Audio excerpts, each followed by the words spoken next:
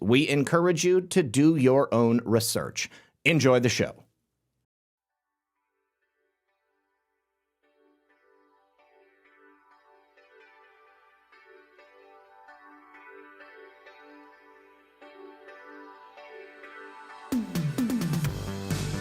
Good evening, everyone. And of course, welcome back to a very exciting episode of Red Pill News Live. Hope you guys are having a good one. We've got a lot of stories to talk about today. Nothing really too much in the way of themes, and I had a busy day, so that's why I stuck with my stock thumbnail. But that's why I had it made, so that I can use it on days like today. All right, you guys. So yeah, we are going to be talking about a series of actions in the courts, kind of highlighting why the judicial system is so broken. The last great hope of the U.S. justice system is, frankly, the Supreme Court, which is a little bit disconcerting, just how long it takes to get justice there. But the Trump administration continues to plug along. Yeah, nothing wrong with a good mag dump every once in a while. Oh, B. Arthur. Gosh, I wish it was too. You know, I'm only going to talk about MTG just in the barest of senses today. Mostly, she's not going to be in Congress anymore. I don't really see much reason to continue talking about her. But President Trump brings it up. I'm going to have to go and comment on it. Mostly, we're going to start today with some revelations I've discovered about that DEA agent from last week that was caught laundering money for the cartel. This goes way deeper than I think most people realize. So what I need from you is to hit that like button. Help us out by sharing the show and sit back, relax, and grab your popcorn because we're going to be right back. Right now, I guess.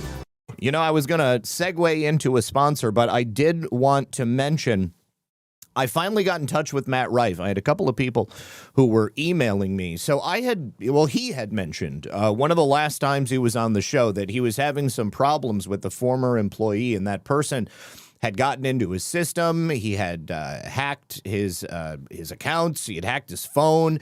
There were a whole bunch of things that were causing problems for the business. And I finally got a hold of Matt, and he said, for the time being, the business has been shut down. I think that this individual hacked the website. He also had no contacts left in his phone. He's got a totally new phone now. He didn't even know it was me. I was like, dude, I'm really worried about you. You've been AWOL for over a month. I don't even know if he can get into his Twitter right now. So if you're looking at purchasing a Rife device, then just hold off for right now, because I'm making contact with Matt by phone later tonight, and we're going to see what his plans are for getting everything spun back up again, because it is a nightmare that he's been dealing with. Now, I even got a letter from this individual essentially disparaging Matt and trying to tell me not to talk to him anymore. It was really, really strange. The whole thing has been absolutely insane. So after I speak with Matt tonight, I'll give you guys another update tomorrow. Matthias, I know that you had sent me an email, and now I have been able to get a hold of him. So whatever we can do to help Matt out, because he's a great guy, and I really do believe in the business and the mission. So once we get everything sorted out, we'll have Matt back here on the show. We'll help him do a relaunch, because I hate to see people getting taken down by unfair business practices and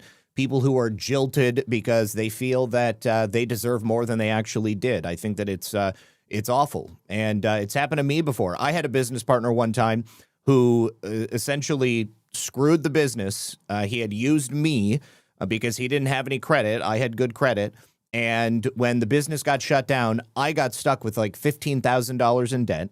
I also got stuck with another $5,000 in debt from PNC Bank for a point of sale system that was totally worthless, and a whole bunch of other things. It just about ruined me at the same time that my own personal business had been ruined because of President Trump winning and me coming out and saying, hey, I am a Trump supporter. So anyways, thank you. Biden is a pedophile. I love that. That is so funny.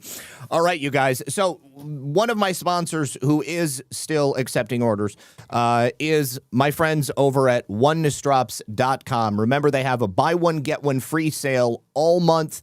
BOGO Red Pill 78 is the code that you're going to use. You will get one free of everything that you purchase. Doesn't matter if it's the chlorine dioxide water purification kits. It doesn't matter if it's the mullein extract or if it's the soursop extract or if it's the DMSO or if it's any of the other kits that they put together, which include some of everything they've got. The hydrochloric acid for digestive relief. You can get all of these things together in lower priced bundles because they want you to try everything. And then you'll also get one set of those things for free if you use the code BOGO Red Pill 78. So definitely give it a shot. They also have the mosquito insect repellent, all natural insect repellent. I know I've spoken about that before, but it's been quite a long time since I have. So now that it's not going to be mosquito season right now, but maybe for next year, you guys can keep that in mind. So definitely give them a look. onenessdrops.com/BOGO Red Pill 78. If you just use the regular code Red Pill 78, you'll still get 15% off individual items, but I say why not get things for free? And of course, my friend Mike Lindell over at mypillow.com, they have a huge Christmas sale going on right now. Just use the code RP78 to save up to 80% off of the towels or the slippers or the bathrobes or the mattresses or anything that Mike has over there. So definitely give it a shout and let Mike know that you came from my channel. Now, let us begin by talking about that DEA agent. If you missed this story last week, Paul Campo was in the Office for Financial Operations at the Drug Enforcement Agency under the Barack Obama administration. Now, he left as soon as President Trump won the election. So shortly before President Trump became president, he left the DEA, and he was only just recently indicted for helping the Jalisco New Generation Cartel launder millions of dollars through the U.S. banking system, through crypto, also through real estate. And he was also purchasing or helping others to purchase cocaine from this group as well. We're talking many, many millions of dollars. Now, I can only imagine that the statute of limitations only goes so far back, which means that they've got certain things that they can prove. But if I had to guess, I would suggest that Paul Campo was probably working for the cartel while he was working at the Drug Enforcement Agency. Certainly, he didn't just leave the DEA and then break bad and then decide for the last 9 years he was going to be running drugs and money for the Jalisco New Generation Cartel. I think that this was probably going on for some time. But he and his associate, his co-defendant, Robert Sensi, were in fact arrested in New York. This is a charge that is going through the Manhattan U.S. Attorney's Office. Now, he claims that they were duped by a confidential source, but this confidential source appears to be somebody that they had done business with before. Now, Campo and Sensi allegedly had started working undercover, and Sensi is from Florida, and he had been promised the ill-gotten gains of this venture through Campo. And Campo, having worked for the DEA for 25 years, I mean, this guy knows exactly what he's getting into. Now, these guys were posing as members of the cartel. They were advising Campo and Sensi about fentanyl production, as well as about the purchase of commercial drones for the cartel, military-level weapons. And then they would also brag about Campo being in law enforcement and having done this work for many, many years. Campo, of course, through his work with the cartel and his work with the DEA, knew exactly where to move things, knew exactly how to keep it off of the radar of financial probes, of the feds, and how to not alert other drug organizations. So Campo is 61, Sensi is 65, and in this particular case, with these confidential human sources that brought this case to the FBI or did the work to get these guys on the record for the FBI. They offered to launder about $12 million for what they believed would be for this particular cartel. And they did end up laundering $750,000. That $750,000 was converted into both cash and cryptocurrency. But, of course, the U.S. government were the ones that were actually setting the stage for this. Now, they also actually paid for 200 kilos of cocaine. They believed that the cocaine was going to be sold for $5 million and that they would receive that $5 million. It would be sold into New York City. And they have been charged with conspiring to commit narco-terrorism. This is a much different charge now than it would have been several years ago. But they not only wanted to work for the cartel, they not only wanted to subvert the U.S. government, and they wanted to poison the people of the United States of America, but they wanted to assist a very dangerous narco-terror outfit in the Jalisco New Generation cartel. Now, both of them have pled not guilty. Campo has, of course, completely betrayed his former mission of working for the DEA for 25 years. But again, I simply do not believe that Campo suddenly decided to break bad 9 years after leaving the DEA. Now, the CJNG, the Jalisco New Generation cartel, they may not have been around in their current incarnation back in 2016, but the cartel was still the cartel. And Campo would have known exactly who he was working for. But what really struck me about this story is it didn't matter where I looked. It didn't matter who was reporting on it. There was something that was always missing. And that was a little bit more background about Campo, but more specifically, any background about Robert Sensi. So I decided that honing in on Robert Sensi would probably be a good idea. But before I did that, I found that Robert Campo had a direct connection. He's originally from Rhode Island, but he disturbingly has a direct connection to U.S. Senator Jack Reed of North Carolina. Now, the senator says that he has no connections to Campo, but a former DEA agent that used to work with Robert Campo said that he had a very close relationship with Senator Reed. Another person who has close business ties with Campo also has firsthand knowledge of Campo's relationship with Reed, says they weren't sure when the relationship had actually begun, so how long they had been friends, but the two had been in contact, and that Campo had Reed's personal number and he would use it from time to time. Now, there's a lot of people whose numbers I have, and there's only a few people whose numbers I use, because the people who I'm calling are the people who I have a direct relationship with. Yes, I will call people from time to time to say if I'm going to schedule something or if there is a specific business purpose that is necessary for it. But if I'm going to have a phone call, like a real phone call with somebody, it's somebody that I'm actually acquainted with. So Reed's office has been contacted about his relationship with Campo, asking when this relationship actually began, when they were last in contact.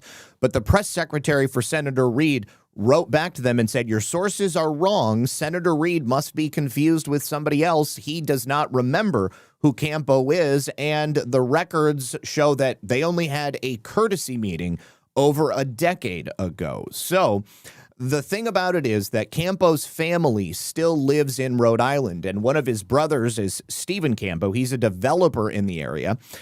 He's also been involved in local Rhode Island politics. He at one time served a stint as the North Kingstown Town Council, and he ran for both state rep and state senate and state representative. So if you don't know, Senator Jack Reed is this senator right here. I actually referenced this clip last week before Campo and Sensi had been indicted. Senator Jack Reed is obviously a Democrat. He did this interview with Dana Bash where he said that the people in the narco-terrorist drug boats in the Caribbean are not really drug runners. No, they're not narco-terrorists. They're just people who are trying to make money. You know, one of the factors that drives use in the United States and is demand. And most narco traffickers are not in those boats. They pay people to do that, and usually people who are not significantly involved with narco trading. It's the way they make money. Mm-hmm. You know. So, like I said last week, here in the United States of America, once the drugs arrive, the drug lords are going to employ corner boys, which are like the street level drug runners. Those are the ones who actually take the money and then hand the drugs. Okay. Those kids are still involved in the drug trade. And the U.S. legal system is full of cases of young men looking to make money who have gotten swept up in drug raids. And unfortunately, they find themselves on the wrong end of the law. I found it very interesting that Senator Reid is one of the people decrying bringing the cocaine into the United States, because what is it that his associate Campo was also attempting to assist with, bringing cocaine into the United States? If I was Senator Jack Reed, I wouldn't want anybody knowing that I had any connection to Mr. Campo either. Now, let me say thank you to a couple of people in the chat. Mimi Boys X2 says, hey, guys, let's keep the $5 challenge going from this morning. Mimi, thank you so much. Low Light Recovery, my brother from another mother. He says, much love, friends. Excited, Pepe. I love you, bro. Thank you so much for that. Emerald Dragon says, I can't tell you the joy I get every time I hear my state's name or its representatives in the news nowadays. Rhode Island politics needs a gutting, and I see it coming now. There is so much corruption there.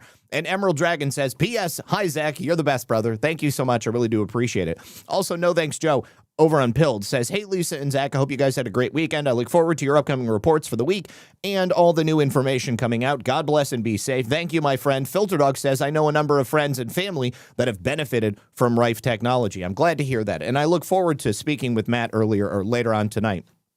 Okay, so what do we have here? We have a former DEA agent with a close association with a Rhode Island state representative who does not apparently think it's a big deal for drugs to be brought into the United States and for people to be selling them or to be trafficking them. We also have a dangerous transnational criminal organization that was going to assist in selling $5 million worth of cocaine for the former DEA agent with the close association with Senator Reid right here. But I go back once more to Robert M. Sensi. Now, I did a lot of searching over the weekend for Mr. Robert Sensi, and there was precious little information that was available. One of the only things that kept coming up was this case from 1989, and it was not the original case. It was the appeal for Mr. Sensi. Now, Mr. Sensi was convicted in the District of Columbia for crimes against Saudi Arabia or the Kingdom of Kuwait. We're going to actually dive into it a little bit more here. So in 1988, Sensi was charged and agreed to take a plea deal for essentially securities fraud.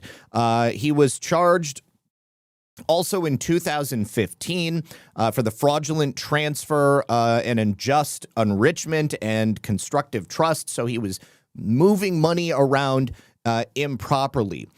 But Robert Sensi is not just some criminal. He's not just some guy that was doing business with a former DEA agent that was running cocaine.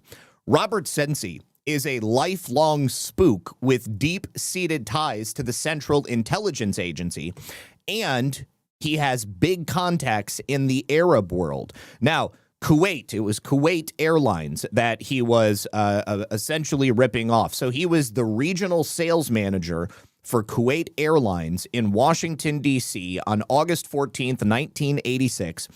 A complaint charging that he was involved with interstate transportation of stolen property in violation of 18 U.S.C. 2314. That was filed in the District of Columbia. A warrant for his arrest was issued the same day. He was arrested in London on August 22nd, 1986, and a grand jury investigation determined that his conduct warranted a 26-count indictment charging Robert M. Sensi with the felonies of mail fraud, possession and receipt of stolen securities, first-degree theft and transportation of stolen securities. And on September 26 of 1986, the U.S. applied for his extradition, which allowed for his trial in 1988. And then, of course, his appeal, which took place in 1989. He was challenging the justification of his appeal.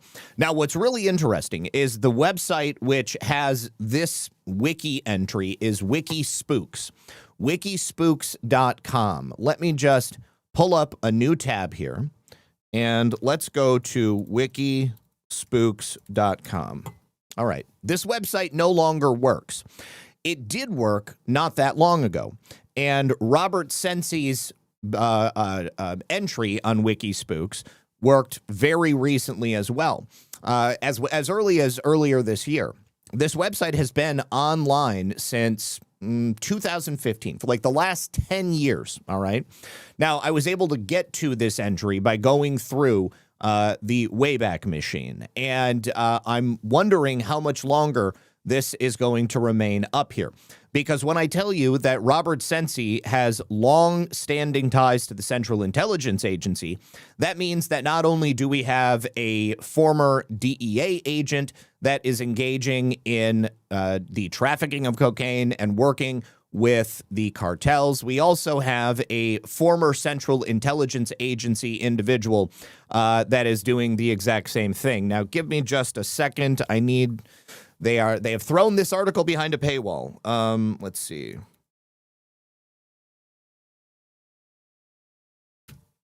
The article was not behind a paywall earlier. And this article is from 2007. So it's interesting to me that suddenly they want to cover this article up. But now that they have, now that I've done this, I can now gain access to it. Okay, so this is an article from the Denver Post, and it is discussing a 2004 memoir called Overworld by Larry Kolb. So this is kind of like a real-life accounting of somebody that was in like a Tom Clancy novel. So Kolb was raised by a spy.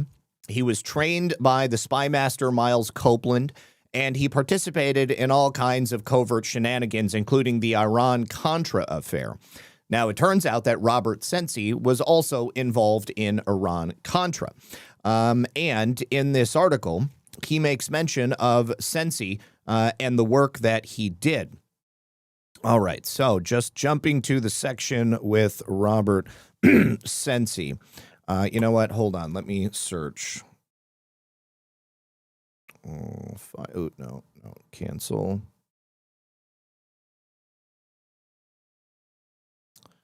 Where's the search function?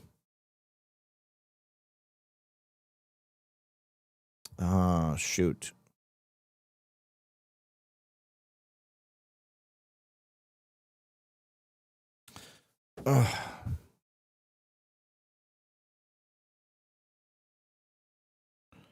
Search on page Safari.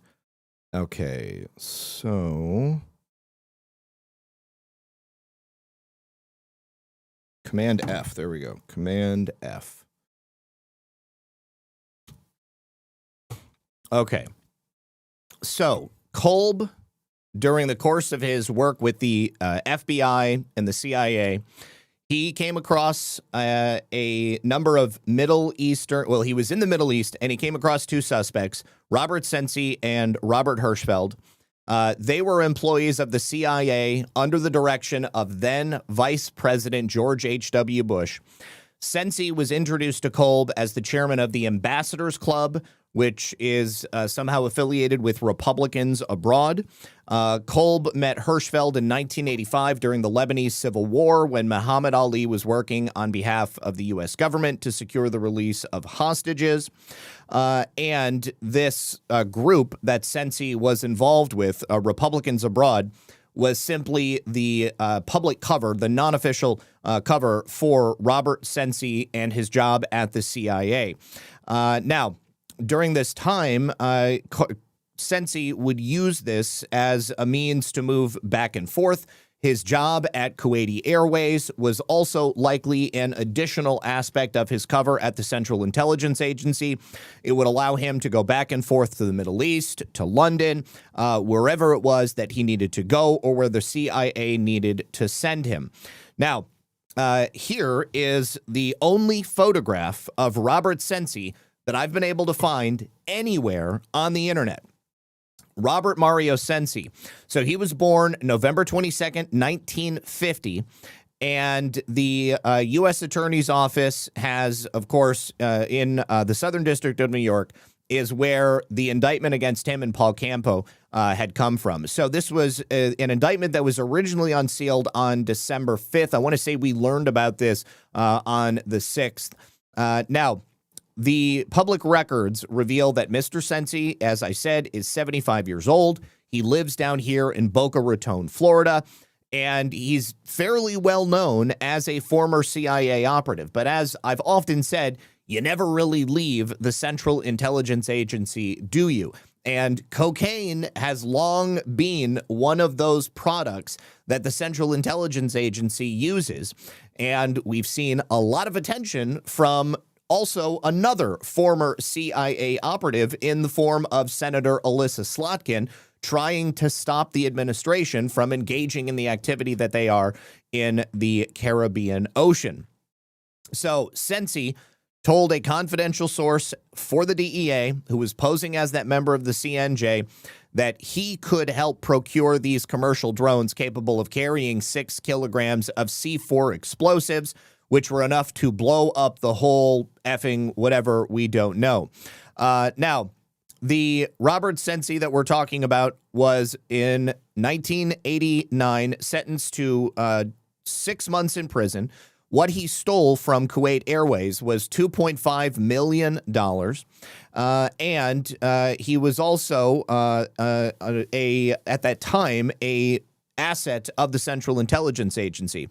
Now, during the course of his prosecution, the federal government had said that Sensi had a relationship with the CIA from 1983 until the moment of his arrest.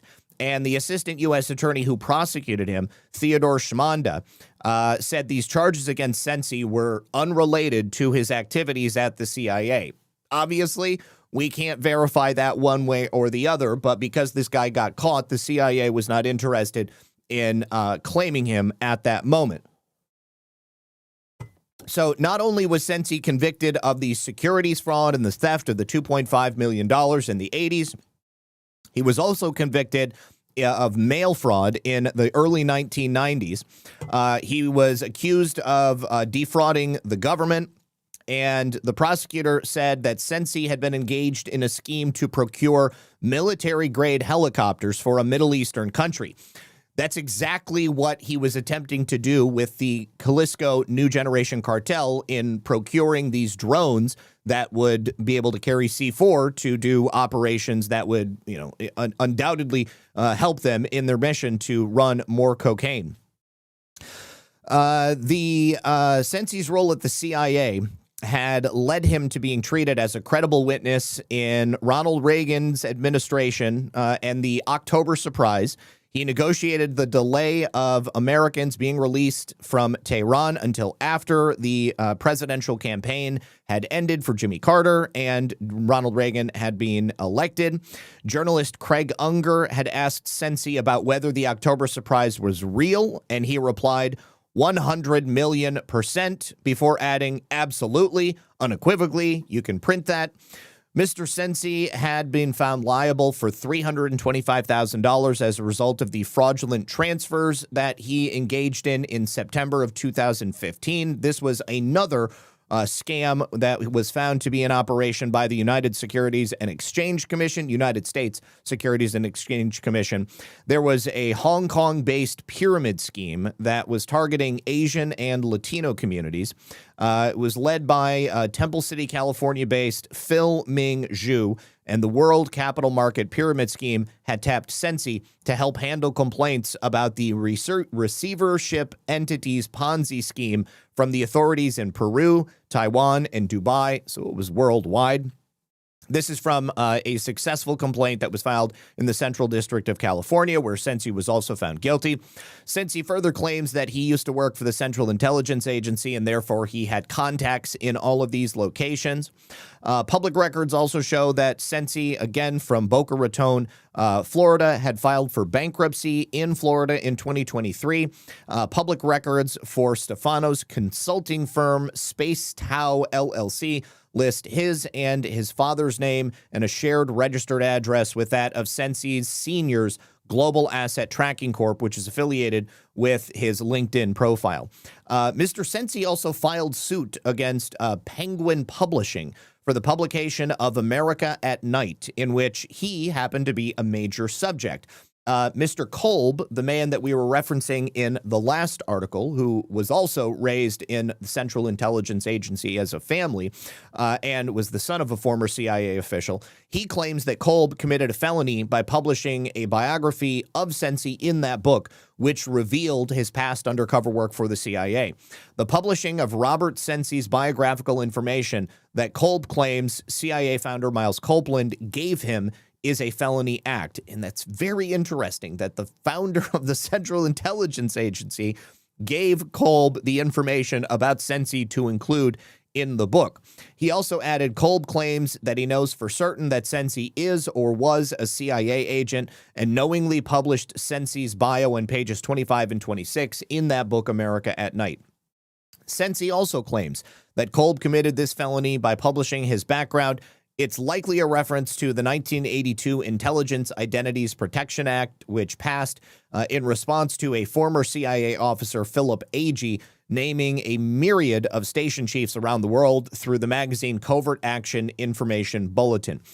Sensi also claimed in that biography, allegedly provided by Miles Copeland, that he had been a fixer, adept at solving problems with INS, customs, and local police. He's referring to the defunct U.S. Immigration and Naturalization Service. That's what preceded 9/11. And, of course, after that, the U.S. Immigration and Customs Enforcement and U.S. Border Protection were both formed in the wake of its demise.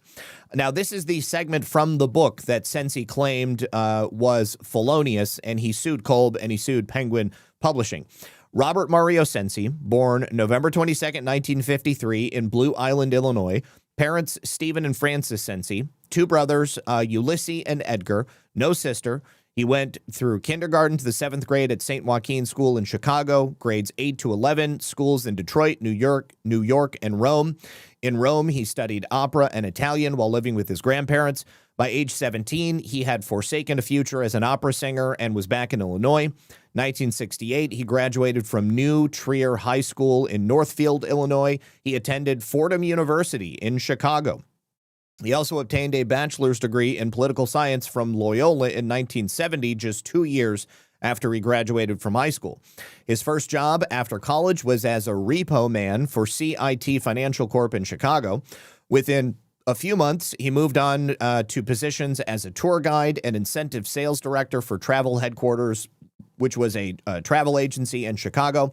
In 1973, he left to work in Chicago's sales office of Air France. Within a year, he was the assistant district manager. In 1976, he moved to Gulf Air, opening Gulf's Chicago office with the title Midwest Sales Manager.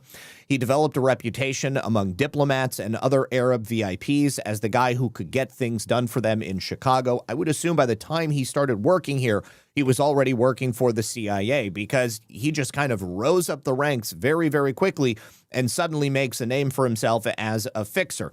Specifically, in the words of Miles Copeland, solving problems with the INS, customs, local police, the guy to arrange theater tickets and private shopping tours for wives on a moment's notice, or to discreetly procure prostitutes, or about anything else their husbands wanted once their wives were out of town.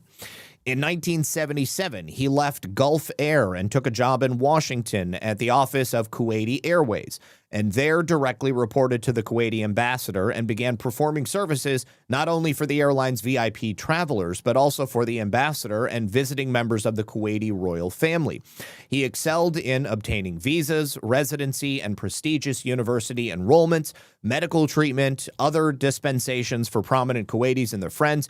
He also excelled in procuring prostitutes. So this is probably an aspect of the honeypot operation. You procure prostitutes on behalf of well-to-do people, and then you essentially own them thereafter. He would also cover up arrest records, bribe professors to improve grades, and doctors to amend records of embarrassing diagnoses. He also proved so adept at extraordinary services that he was soon given expanded responsibilities and control of a multi-million-dollar Kuwait Airways slush fund to cover his operating expenses.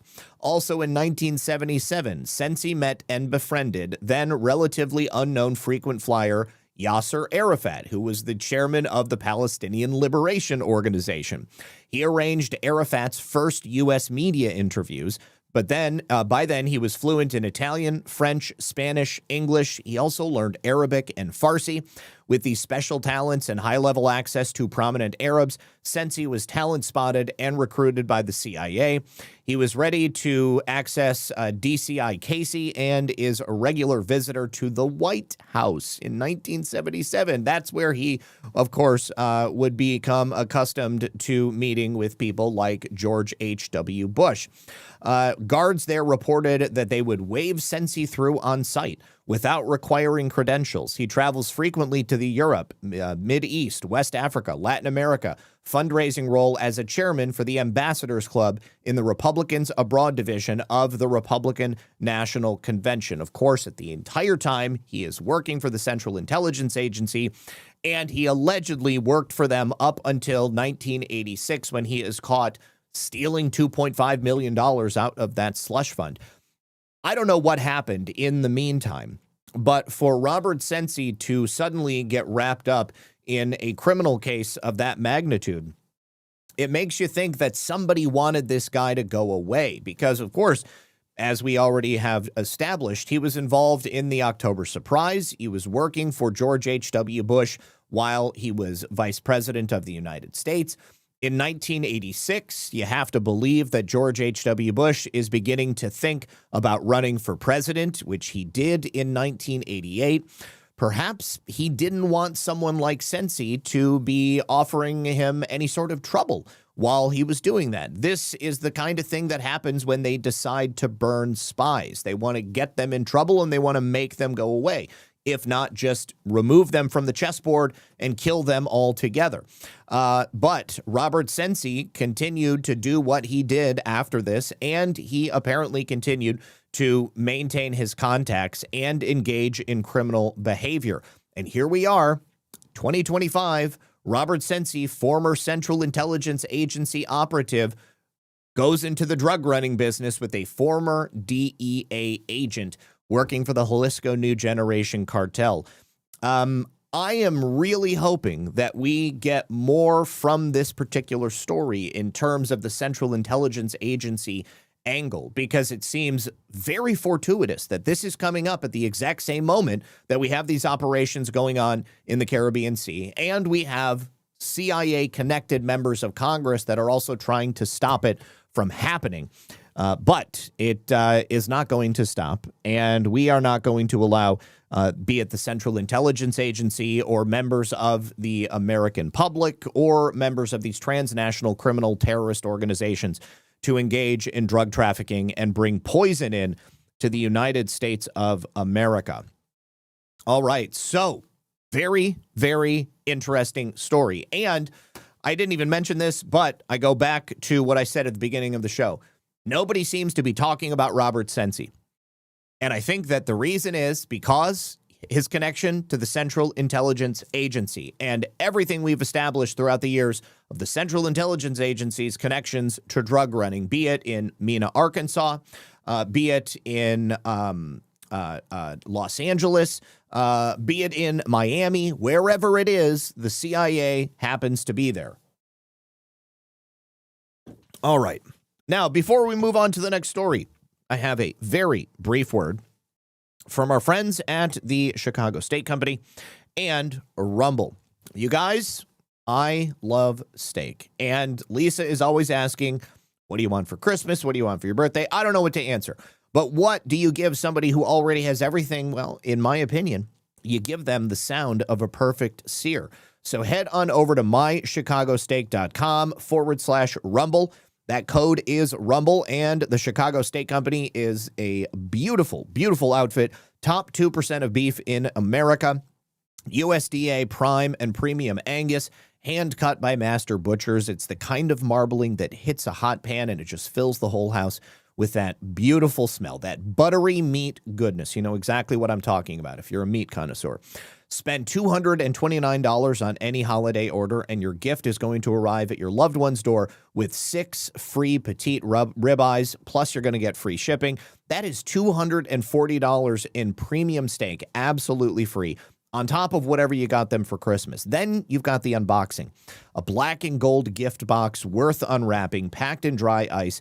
Smoke rolls out when they crack it open. Christmas morning energy. They're going to be so excited. It's not just another sweater. It's not a tie. It's not a pair of socks. It's dinner that becomes a memory.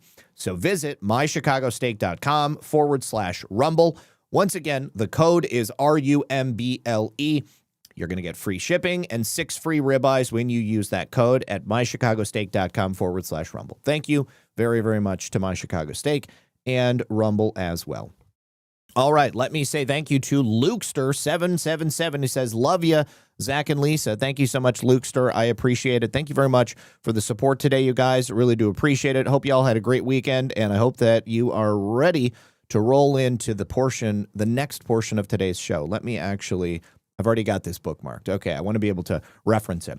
Okay, the obligatory MTG post. We do have to talk about MTG, however briefly. President Trump posted on Truth Social about her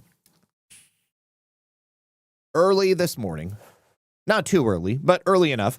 And he said the only reason Marjorie Trader Green turns brown under stress, went bad, is that she was jilted by the President of the United States. This one stings. Certainly not the first time she's been jilted. Too much work, not enough time, and her ideas are now really bad. She sort of reminds me of a rotten apple. Marjorie is not America First or MAGA because nobody could have changed her views so fast. And her new views are those of a very dumb person. That was proven last night when washed up, Trump-hating 60 Minutes correspondent Leslie Stahl, who still owes me an apology after she attacked me on the show with serious conviction that Hunter Biden's laptop from hell was produced by Russia, not Hunter himself, totally proven wrong, interviewed a very poorly prepared traitor who, in her own confusion, made many really stupid statements. Her real problem, my real problem with the show, however, wasn't the low IQ traitor. It was that the new ownership of 60 Minutes, Paramount, would allow a show like this to air. They are no better than the old ownership, who just paid me millions of dollars for fake reporting about your favorite president. Me. Since they bought it, 60 Minutes has actually gotten worse. Oh well, far worse things can happen. P.S. I hereby demand a complete and total apology, though far too late to be meaningful, from Leslie Stahl and 60 Minutes for her incorrect and libelous statements about Hunter's laptop. President DJT. All right. So Marjorie Taylor Greene will be leaving the House of Representatives in the very near future. So she will no longer be of consequence, and President Trump will not have any need to speak about her anymore. But as I suggested previously, I think Marjorie Taylor Greene is probably going to run for higher office in Georgia. And what I would suggest to everybody is you don't need to get directly and emotionally involved in President Trump's statements that he makes about people. I feel that your life is best lived when you remove the emotional component and you simply look at all of these individuals as characters that are playing a role in a film that is being scripted by the administration. You have to have heroes and you have to have villains. You have to have plot twists and you have to have, other plot twists. I mean, things are going to take place that are confusing. But ultimately, to me, the only thing that matters is the ending. Yes, President Trump is always talking about central casting. And now that Marjorie Taylor Greene is not going to be in Congress, her role is yet to be defined. Lee Walden says, "Hi, Zach. I wish I knew how to download link into chat at Lara Logan interview with Dr. Tim Schinder. Incredible trail of the deep state. Rearguard corruption. Well worth a review. Thank you for all you're doing, pal." Okay, so Lara Logan did an interview with Dr. Tim Schinder. Is it on X? Let me look up Lara Logan's account. And I can bookmark the interview. Okay. I now have it bookmarked, Lee, and I will go ahead and watch it. All right. So anyways, go back to what I was saying. People need to just do not allow yourself to get emotionally connected to any of these people. I know that this is like what people do. I'm just saying, for your sanity and your personal mental health, things will go a lot easier. In general, I just look at all of these people as characters on a sheet, and it allows me to operate in a much better headspace. Now, last week, when we discussed President Trump's new plan for America and the new strategy that we're going to be engaging in, one of the things, probably the major point of that strategy, was the way that we're going to engage or perhaps disengage from Europe and many of these other countries that previous administrations have got us wrapped up in. Although it wasn't said directly at the time, the insinuation was clear that the United States was no longer going to be the watchdog of the world. We were no longer going to do Team America World Police. And we were no longer going to be handling everybody else's problems for them. One thing that I have been waiting for, and I am so happy to see it now, is for the U.S. to stop running NATO and for all of the money that we have been paying to continue being paid in. President Trump has already set the world nations up to disengage the United States from handling all of their business in the form of funding NATO on their behalf. He's already forced everybody to increase their contributions based upon GDP. And now we have informed Europe that we are no longer going to be the ones leading NATO. Europe is the one who benefits from NATO. It's a military conglomeration for the benefit of the nations of Europe. The United States is not going to get attacked by anybody. I just want everyone to recognize that the United States is massive, okay? We have a huge landmass. And even if there was an attack on, say, the East or the West Coast, there is only so far inland that an invading force would be able to get.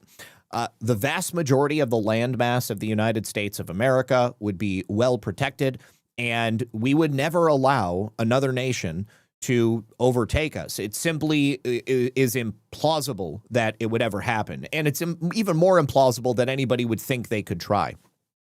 The only way that anybody would be able to take out the United States of America would be to decimate our entire landmass through the use of massive and powerful weapons.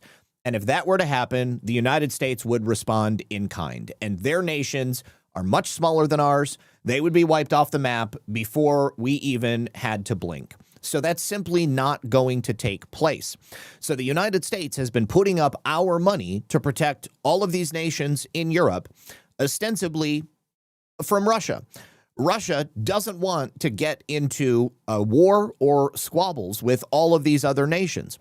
And the time of Russia as the big bad is quickly coming to an end. So the Trump administration has quietly informed all of the diplomats from the European nations that we expect Europe to assume most of the conventional defense responsibilities by 2027. That is before President Trump's term comes to an end. Now, the globalists in Europe, they have been very upset by this new national security strategy that the United States has been involved in. There are a couple of nations who say this is great We need to get back to what makes Europe great, as much as President Trump is trying to get back to what makes America great. But one of the aspects that we have to come to terms with is that the United States has essentially been providing us welfare so that we can take care of ourselves. If these nations of Europe are unable to defend themselves, then unfortunately, perhaps their nations are not worth defending. And it should not be the responsibility of the people of the United States of America to ensure that they can continue to engage in the structured theft of wealth and rights from their citizens, the unrestricted illegal alien migration, which is killing their nations and essentially destroying the cultures that have existed there in these isolated pockets within these nations for generation after generation, hundreds, sometimes thousands of years. And a number of European nations have now said that the United States is the enemy because we no longer want to offer them welfare in the form of aid so that they can take care of their own stuff. Well, Europe is not our enemy, but the globalists that are operating as the leaders of Europe, they certainly are our enemy. They slapped a $129 million fine on Elon Musk over the weekend because he refuses to censor Twitter in the way that they want to. They put their citizens in prison for saying bad things about rapists and sub-60 IQ immigrants that are taking over their nations, pooping in the streets and raping their daughters. And this message that was delivered to the leaders of Europe was delivered in person during a closed-door meeting, took place in Washington.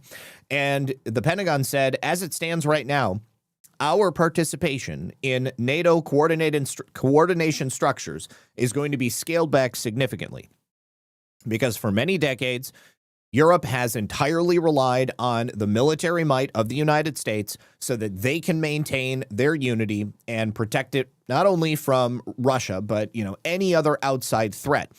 At the same time, they have been funneling billions of dollars as they take billions of dollars from us into the expansion of welfare, into the aforementioned issues of taking rights away from their citizens, bringing illegal aliens into their nations, running around spending money on climate change, boondoggles. All of these things have been paid for by the taxpayer of the United States. Now, this new strategy that we are engaging in has declared that the days of the United States propping up the entire world like Atlas are over. And this document has made it entirely clear that wealthy Western European nations must take on the primary responsibility of their own safety, their own security, and the U.S. is going to stand in the background. So President Trump's Hague commitment is a demand that NATO members spend 5% of their GDP on defense. It is now officially the doctrine of the United States of America. They no longer have a choice in it. I want to say the only country that hasn't agreed to do this yet is Spain. And these delegations that were sent over from Europe say that the United States is no longer satisfied with the pace of Europe's rearmament. We will sell them weapons. We will offer them the ability to buy from the United States of America. But if they fail to meet these goals that we have set for them by 2027, that could mean that the U.S. may no longer have any involvement in NATO at all.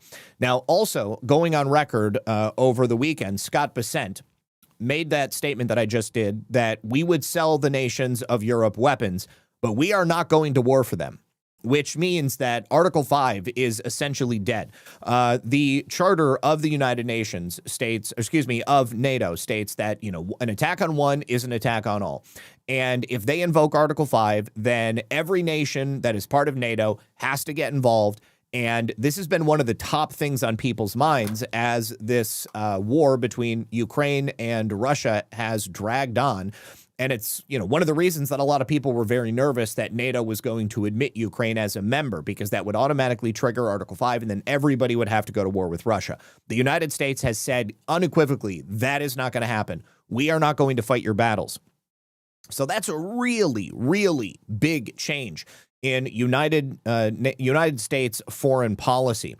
And it means that we are decoupling from the New World Order in a way that is so significant. I don't think that the nations of Europe have fully grasped what that means. And I don't know that the people of the United States have fully grasped just how powerful that is for us. Now, in addition to that, Secretary Hegseth of the Department of War also spoke over the weekend of the military-industrial complex and how the United States is done feeding the war machine. President Trump has brought peace all around the world.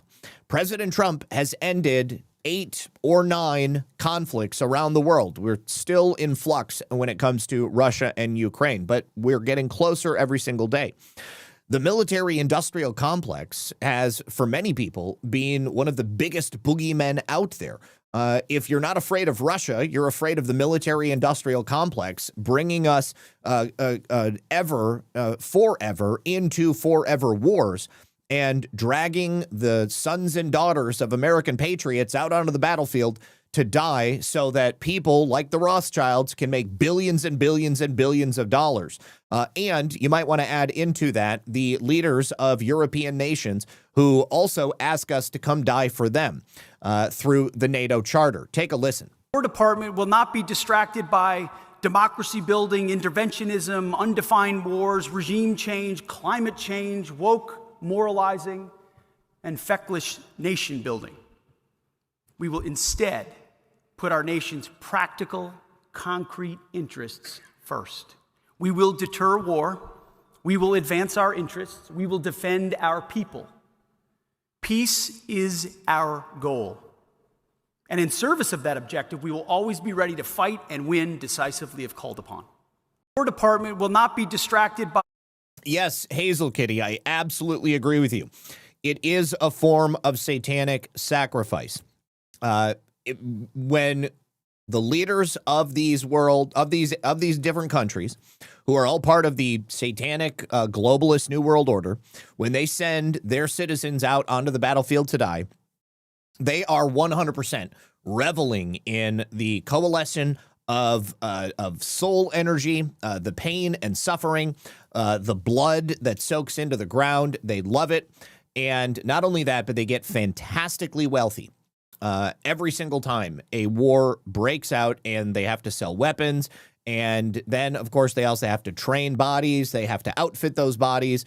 And it is a massive, never-ending machine. The never-ending machine of the global military industrial complex is coming to an end. The United States is no longer going to participate in it. And instead, we are going to be taking our soldiers and the might of our military and using that to protect not only the borders of the United States, but our interests in the Western Hemisphere. All right, let's move on now to tales of corruption. In Los Angeles, we have yet another case of public employees who have just been caught up in fraud cases. This time, LA County employees have been busted for stealing $700,000. These are fraud charges that stem from an unemployment scheme. So 11 Los Angeles is reporting that it's KTLA News is reporting that 11 Los Angeles County employees have just been charged with felony grand theft. They've been stealing unemployment benefits while working full-time during the pandemic. So this goes back several years. And it's a charge that's coming from the LA County District Attorney's Office. So these new charges have been announced, and they follow an earlier round of filings that we had reported on back in October, where 13 county employees were accused of very similar misconduct. So the investigation has not ended, and people are still being investigated so they can get charges. So if you are one of these people in Los Angeles County, you may be looking at getting rounded up in the future. But in total, prosecutors say that as of now, 24 employees fraudulently collected a combined $741,518 in unemployment benefits between 2020 and 2023. District Attorney Nathan J. Hochman said his office intends to pursue these cases aggressively. We will continue relentlessly rooting out fraud and prosecuting government employees who steal from the public they serve. And most county employees are ethically fulfilling their duties, but there are some who exploit the system and betray the public's trust. Those will face prosecution. Now, among these newly charged, several of them worked for the Department of Health and Human Services at the time of the alleged theft. One employee, Georgette McKinney, was a supervising child support specialist for child support services. She stole over $55,000 using her own identity like a total moron, in addition to stealing over $76,000 using 28 fictitious identities. Another employee, Jessica Alcorta, was charged with stealing over $36,000 in unemployment benefits while at the same time working for a legal office support assistant in the district attorney's office. My message to fraudsters, Hochman said, is unequivocal. If you steal from taxpayers, you will be prosecuted. Now, I wonder if the Trump administration is going to start looking at public employees in these major blue cities around the country and start prosecuting them, because this is not just a local issue. I think what we're probably going to find is that there was an organized effort to do this all around the country. We've already heard tell of theft rings that were stealing from all of these different aspects of these federal programs. And we're getting a lot of attention right now on Minneapolis and Maine. We're going to talk about both of them today. However, I think that you could probably look in every single Democrat-run city around the country, and you're going to find something very similar. Now, let's take a look at Michigan, because as we've spoken about on many different occasions right now, there is a fight between the DOJ and the Secretary of State, Jocelyn Benson, for Michigan, because they're trying to get the voter rolls. They want to be able to check them and make sure that they're clean. Well, a group that works on Michigan election integrity put this out. This is Tim Vetter. He is the chair of an organization called DEEP. He says that DEEP just received Michigan's statewide December 2025 voter file. We found 4,997 vote records from active voters who had past votes have now simply vanished from the official record. It would appear that Jocelyn Benson is trying to cover her tracks, because these are not inactive or canceled voters. These are people who are actually still active on the voter rolls as of today. They had recorded votes in previous elections. Suddenly, they have been silently deleted. You have an example in Macomb County with a confirmed vote on 11/3/2020 was listed in the November 1st, 2025 qualified voter file. However, 1 month later in the brand new December 1st, 2025 file, the vote is gone, just totally missing. You can actually see the attached graphics for these 4 different voters. We're talking thousands of these removed vote history records for active voters. And the question is, why are votes disappearing from living active voters on record? Who authorized it? Where is the audit trail for the decision and the actual deletion that is going on?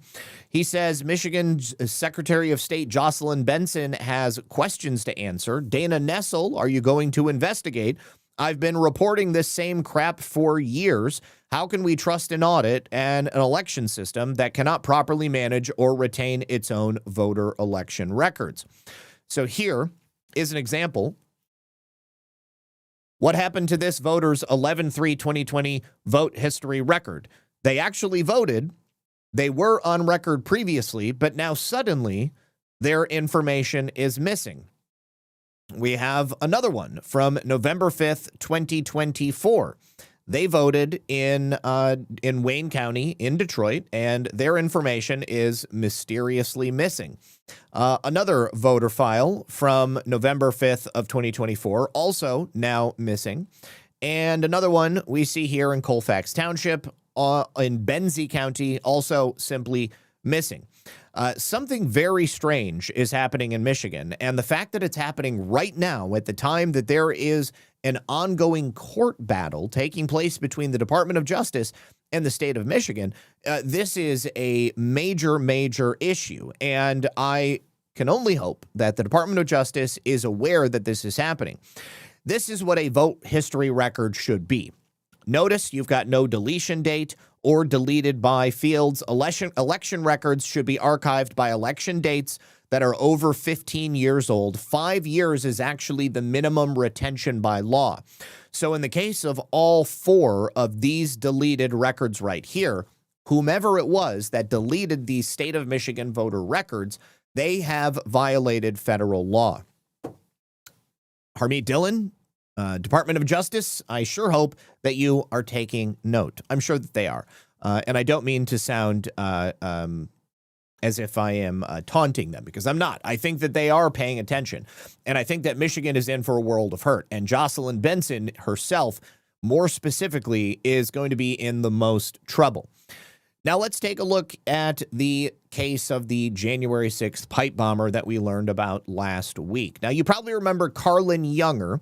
She is the woman who worked for the very same system that was handling emergency traffic on that date in Washington, D.C.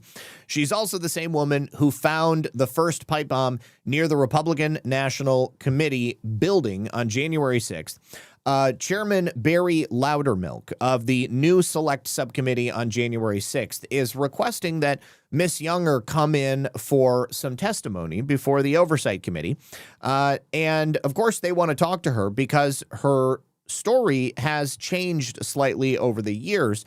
And the official statement that she gave is also in contention with the official documented history that was on file with the Federal Bureau of Investigation. So getting her in to have her testify is something that would make a lot of sense. Now, I'm going to play this brief clip here from my buddy Tommy Tatum because it goes into some of the strangeness around Miss Younger's testimony. Carolyn Younger, the inconspicuously described D.C. resident, first discovered the pipe bomb and alerted authorities. According to Younger, she just so happened to be at the right place at the right time, digging around behind dumpsters on her way back from doing laundry. Because doesn't everyone dumpster dive on laundry day? You don't want to go down as the person who evacuates a city block for a hoax. Younger said in an interview with WISN 12 News in Milwaukee. But at the same time, there was just enough of that gut instinct that said, this isn't a place that you'd put a hoax. At the time, Younger was also a project manager for FirstNet Authority, a public-private partnership between AT&T and first responders to prioritize emergency communications during an attack or disaster. On December 8, 2020, the FBI awarded FirstNet Authority with a $92 million contract. The 5-year deal represented the largest commitment by a law enforcement or public safety agency in the entire history of FirstNet. In an interview with Madison Magazine on January 12th, Younger explained how some of her previous experience came in handy on January 6th. Even though I'd done some counterterrorism analysis a decade ago, she said, what helped me recognize the device was a scene from the Terminator movie. Hasta la vista. Nothing to see here, baby. A scene from the Terminator movie. October. Now, he also mentions Stephen D'Antonio, who was involved with the Gretchen Whitmer kidnapping plot in Michigan. Shortly after that wrapped up, they moved him to Washington, D.C. He, of course, oversaw the investigation into the pipe bomber, also was involved in January 6th investigations. Stephen D'Antonio is the one who testified to Congress that the phone data from the bomber had been corrupted by the cell phone companies. The cell phone companies directly disputed that. And, of course, now this individual has allegedly been caught as a result of that information being in the hands of the FBI since April of 2021.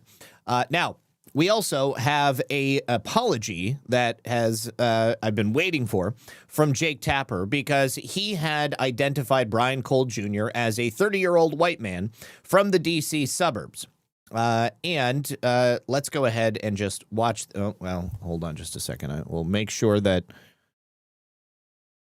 this may or may not work. Brian Cole Jr., a 30-year-old white man from the D.C. suburbs, is charged with transporting an explosive device in interstate commerce and with malicious destruction.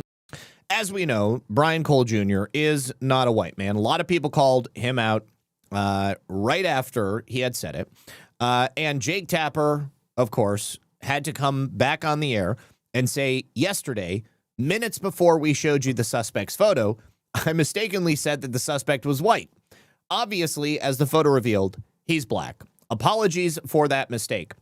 Jake Tapper calls himself a journalist. It is difficult to believe that Jake Tapper is a real journalist when you see mistakes like that being made on national television. Of course, CNN is one of the largest purveyors of fake news. Jake Tapper is, of course, one of the biggest fake news minstrels that you will find on the fake news media.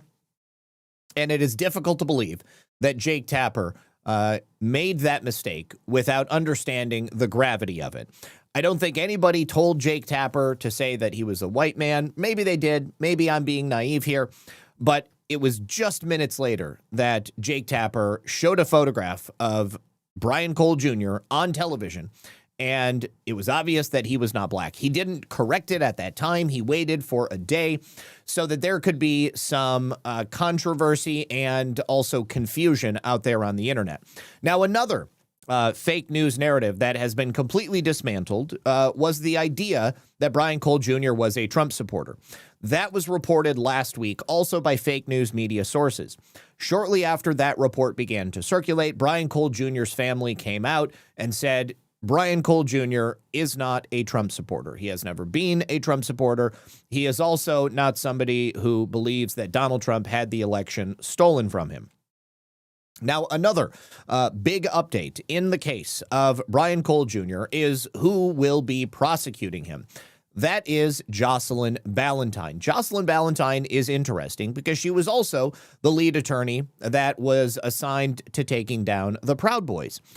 She was involved with quite a few January 6th cases. Now, Jocelyn Ballentine is somebody that I'm actually kind of shocked is still working at the Department of Justice. She also was assigned to prosecute Michael Flynn, and the department admitted altering evidence in that case. And she was reprimanded by the judge. At that time, just like Jake Tapper, she called it an inadvertent mistake. Ballentine also provided altered documents to Sidney Powell. And she submitted an FBI interview report with redactions to information that was crucial to that case. When the U.S. government threw out the case against General Flynn, Ballentine declined to sign the motion to dismiss the charges against him. Jocelyn Ballentine is deep state if there ever was one. Now, when she was later assigned to Enrique Tarrio and the Proud Boys trial, the Biden prosecutors and Jocelyn Ballentine also made up evidence against Enrique Tarrio. She pressured the other defendants to lie to the court. She planted evidence in the Proud Boys chat group and led the charge to send these innocent men to prison for over a decade. Enrique Tarrio was, as you know, sentenced to 22 years in prison. He was not even allowed in Washington, D.C. on January 6th. Over the weekend, Julie Kelly, who has been a journalist following January 6th cases for quite some time, said that not only is Ballentine still at the DOJ, but now she has been assigned as the lead prosecutor on the pipe bomb case this week. Julie said in the clip with Steve Bannon, "I wish this wasn't true. My guess, my only thought is that the new leadership at the FBI and the DOJ are not aware of who Jocelyn Ballentine is." And, of course, she led a team of crooked prosecutors in a number of different cases. Julie Kelly covered the DOJ case against the Proud Boys back in 2023, and she says that she is among the worst of the worst. When I asked help to submit names of January 6 prosecutors who should be fired, she was at the top of that list. I have a piece up that I posted last night where I disclosed this, that Ballentine is leading this case against Brian Cole Jr. This was a huge scandal during the Proud Boys trial, and nobody was covering it at that time. The defense team discovered this spreadsheet of FBI correspondence going back and forth where agents were talking about how they were planning to destroy evidence. They were talking about surveilling, spying on, eavesdropping on communications between Proud Boys. who were all in pretrial detention, federal prison. They were also spying on the attorneys for the Proud Boys. They were accessing that communication with some differing levels of malfeasance. The communications between a client and attorney, especially defendants that are being prosecuted by the federal government, is supposed to be off limits. But the defense team found this spreadsheet accidentally, and they wanted to use it as evidence. At that time, they were questioning an FBI agent who was a government witness, and they're going to start presenting what they had found in that spreadsheet. But the judge, Tim Kelly, who was also a very good friend of Jocelyn Ballantyne, because they had worked together in the D.C. U.S. Attorney's Office, Judge Kelly abruptly cut off the questioning as the defense attorney was about to present this evidence to the government witness and refused to allow that very exculpatory information to be presented in court. So then a couple of days later, Ballantyne goes into court, claims that the communication represents classified secrets and classified information and should be withheld from the jury. Judge Kelly went along with it, and it essentially tanked the case that the Proud Boys had against the government. It's just a single example of how she led a team of prosecutors to maliciously conspire against these defendants, and she went ahead and put these guys in prison for decades. So how did Jocelyn Ballantyne end up as the prosecutor on this case? Either the DOJ is unaware of how bad she is, or perhaps they are giving Jocelyn Ballantyne the opportunity to hang herself with an appropriate amount of rope. Here is a clip from over the weekend where Enrique Tarrio talks about his experience with Ballantyne being his prosecutor. They put me in a room, and we talked about this part. They put me in a room. They slid a piece of paper across the desk with a narrative on it. And they're like, if you sign this, you'll have a bail hearing next week, and we guarantee you won't do a single day in prison. I pulled the document in. I looked at it. And basically, what the document said was that the President of the United States, Donald J. Trump, through the means of a third party, told me to storm the Capitol of the United States to stop the certification of the election. May I stop you just for 1 second? Who's sliding this paper, and who's asking you to sign it? Her name is Jocelyn Ballantyne, and she works for the Department of Justice. So Jocelyn Ballantyne wanted Enrique Tarrio to lie to get out of any criminal sentence. She tried to get General Flynn to, she coerced General Flynn to plead guilty because otherwise they were going to go after Michael Flynn Jr., who was a new father at that time. Jocelyn Ballantyne is as dirty as they come. So it remains to be seen what the plan of the DOJ and the administration is in allowing her to prosecute this case. I wonder if through the course of this prosecution, if any of these other dirty elements of the DOJ or the FBI are going to come forward, because now the Department of Justice is going to have to present, because it's part of their charging documents against Brian Cole Jr., that they knew who he was back in April of 2021.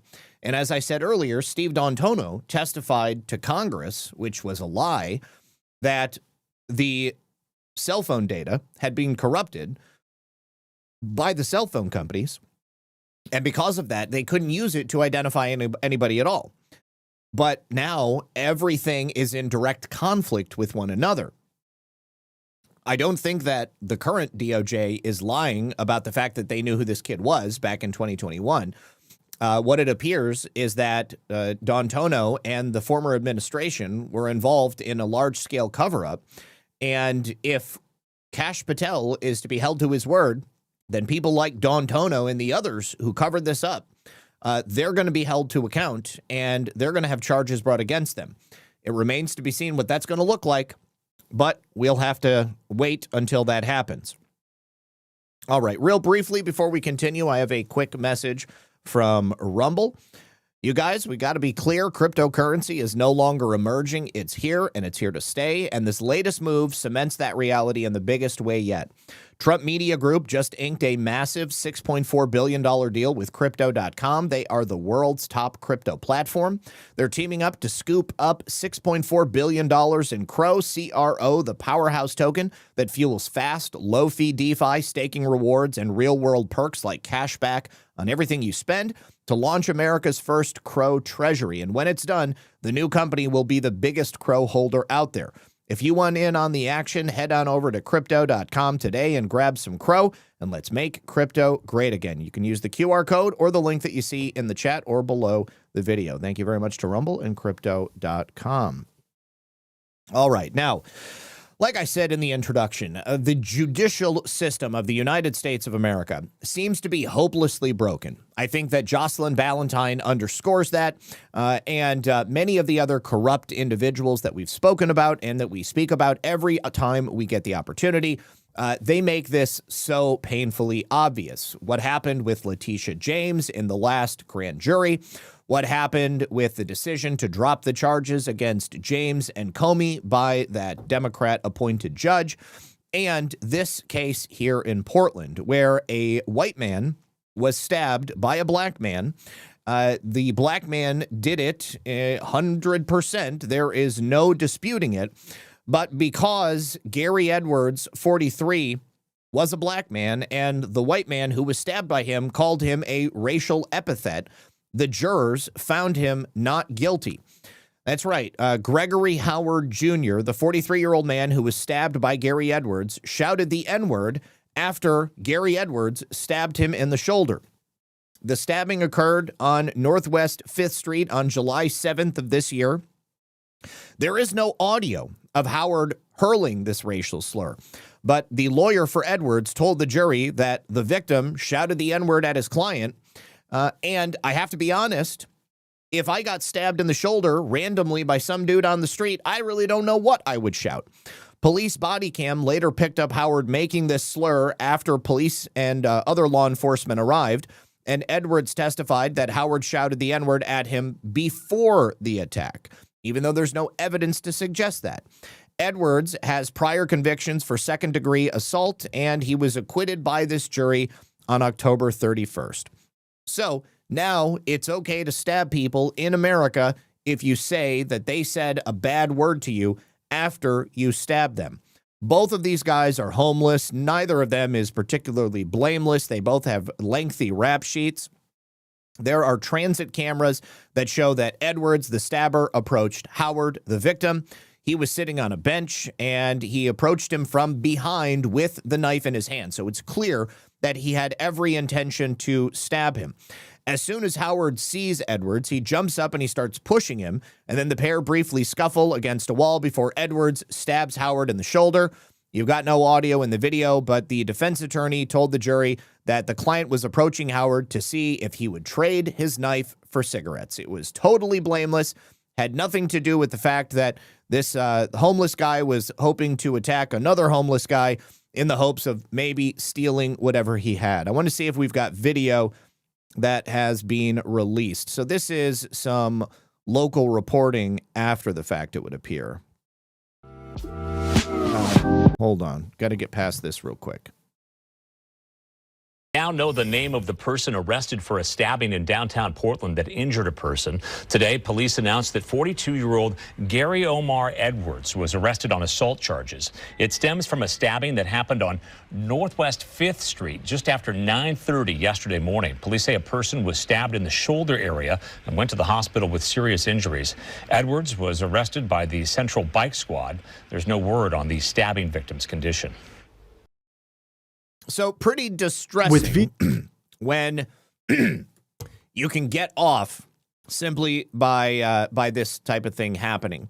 Now, also fairly distressing, but not the end of the story, is that the Clinton judge, who has been weighing whether or not Daniel Richman's communications with James Comey are going to be able to be used in the case against James Comey, has just been deemed inadmissible. So the information that Daniel Richman and James Comey discuss, and some of which is already being released to the public, shows that James Comey was using Daniel Richman as a mole to give this classified and sensitive information to the media in an effort to control the narrative that was out there in the public. Now, the feds had seized material from Daniel Richman several years ago, and Daniel Richman has now asked this judge to block the DOJ from accessing his files. I would be hesitant to say that the DOJ hasn't already accessed those files in the last several years. But the judge that made this decision is Judge Colleen Collar-Catelli. We've spoken about her on a number of occasions because she has a habit of ruling in favor of left-wing radicals and the deep state. She is an appointee of Bill Clinton, and what she's done is issued a temporary restraining order, which blocks the DOJ from accessing these seized documents that are in their possession from Daniel Richman. So the judge gave 3 reasons for siding with Richman and granting this TRO. Number 1, the U.S. Attorney's Office for the District of Columbia has not yet entered an appearance to make representations on behalf of the government, and counsel for the government has not yet been identified. That is essentially a symptom of the fact that Lindsay Halligan was deemed by the last judge to have been appointed improperly. Number 2, the government has not yet indicated who has custody of the material at issue, and neither the petitioner nor the court can determine the identity of the custodian until the government appears in this case. Number 3, the court finds that the government has received actual notice of petitioner Daniel Richman's motion, ensuring that the government is positioned to act promptly to seek any appropriate relief from this order. Now, this is not permanent as it is stated in the name. It's a temporary restraining order. This is in effect until December 12th or until dissolved by further order from the court. Undoubtedly, the government is now going to be responding. The DOJ has until December 9th to respond to this, which today's the 8th. Tomorrow is going to be the 9th. Comey's case has not yet been filed in another venue, and I'm assuming that the government is simply trying to put together this next case in a way that it will not be able to be dismissed. And of course, it's going to have a major impact as to which lawyer, which assistant U.S. attorney actually brings this case in its final form. So the same needs to be said for Letitia James, because we've already had another grand jury say that she wasn't guilty, even though, and refused to bring charges, even though it's quite obvious that the woman has a pattern of behavior that exists throughout multiple jurisdictions in the United States. It was Judge Cameron McGowan Curry, another Clinton appointee, who ruled that U.S. Attorney Halligan's appointment was a violation of the Appointments Clause. Now, the judge also said that Attorney General Pam Bondi's attempt to ratify Halligan's actions were ineffective, and we are waiting to see what the refiling of charges are going to look like. I don't think that the DOJ is done with Letitia James. They are certainly not done with James Comey. Now, we have an update on the situation with Tina Peters. It's been reported that Tina's health is beginning to fail at a rate that is alarming.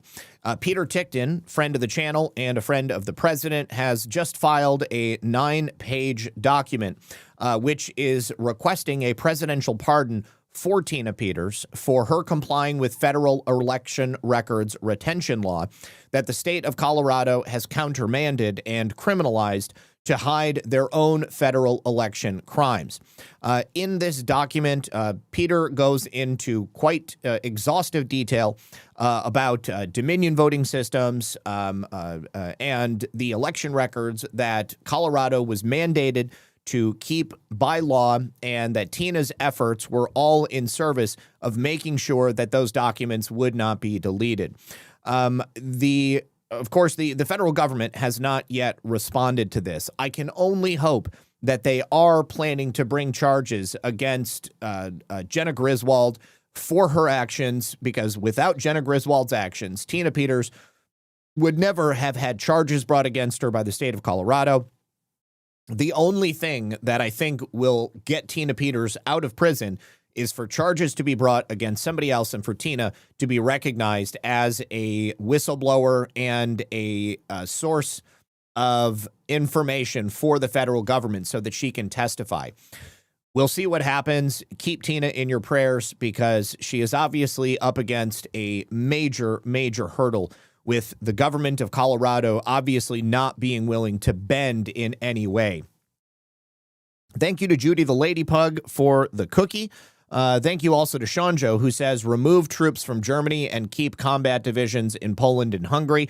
I'm hoping that the government removes our troops from military bases all around the world. You know, if we're going to have any sort of influence in those areas, it's got to be for the most strategic bases, and perhaps hand over control to local European nations with a very small contingent of Americans there. We can deploy anywhere in the world at a moment's notice, but we are no longer in a position where war could break out at any moment and the world is in danger of coming to a thermonuclear end. Thank you to Sean Joe for 2 cookies and a can as well over on Pilled. Appreciate you. All right, now here is another staggering decision by the D.C. Circuit Court. This is a really tragic case, and it underscores one of the aspects of our judicial system that oftentimes puts people in a position where they stand to lose everything. So a D.C. court is allowing a woman who is squatting inside the home of an owner that had her home listed on Airbnb. They are allowing her to stay. She's been there for nearly a year. Initially, she had rented the Airbnb on like a 1-week reservation. The woman, Shadija Romero, has admitted that she has no lease with the owner. She has admitted she has no tenancy agreement, and essentially she has no legal right to occupy the property. But she claims that the owner of the property entered into a verbal agreement with her, and the homeowner, Roshan Douglas, is basically trapped in limbo. She's had to pay tens of thousands of dollars, not only in legal fees, but also she's got to pay the mortgage every single month, and she is essentially out of money. So Shadija Romero continues to live inside her property. She looks like she's actually operating a business out of the property as well. So the original booking was for 32 days. It ended on March 29th. And then she remained in the home for more than 30 days, which was just long enough to exploit the DC tenant-friendly laws, which are on the books in that city. She suddenly declared herself a resident and refused to leave. Now, Ms. Douglas says, I never gave her any tenancy. I never gave her a lease. And after she refused to leave, she was served a legal notice to vacate, 30-day notice to vacate. The owner called the police repeatedly. She has repeatedly sought intervention from the court. She also offered Romero $2,500 just to acknowledge that she wasn't a tenant and to get out, so cash for keys. Romero actually signed the agreement for the $2,500 and to leave, but when the eviction date came on November 15th, she again refused to leave the property and claimed that the arrangement no longer works for me. So to make matters worse, when Douglas attempted to enforce her rights as the property owner, DC Metro Police told her they could do nothing, despite Douglas being legally barred from entering her own home.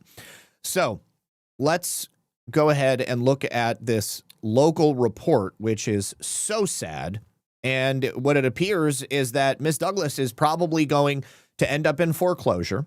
Shadija Romero is probably going to get to stay there even after the house is foreclosed for maybe another year or more, or until the bank kicks her out. And at that time, the bank is going to take that property and all of the money that Miss Douglas. The thing about tenancy laws is that they are different from jurisdiction to jurisdiction. This is a civil, not a criminal matter, which is ridiculous to me.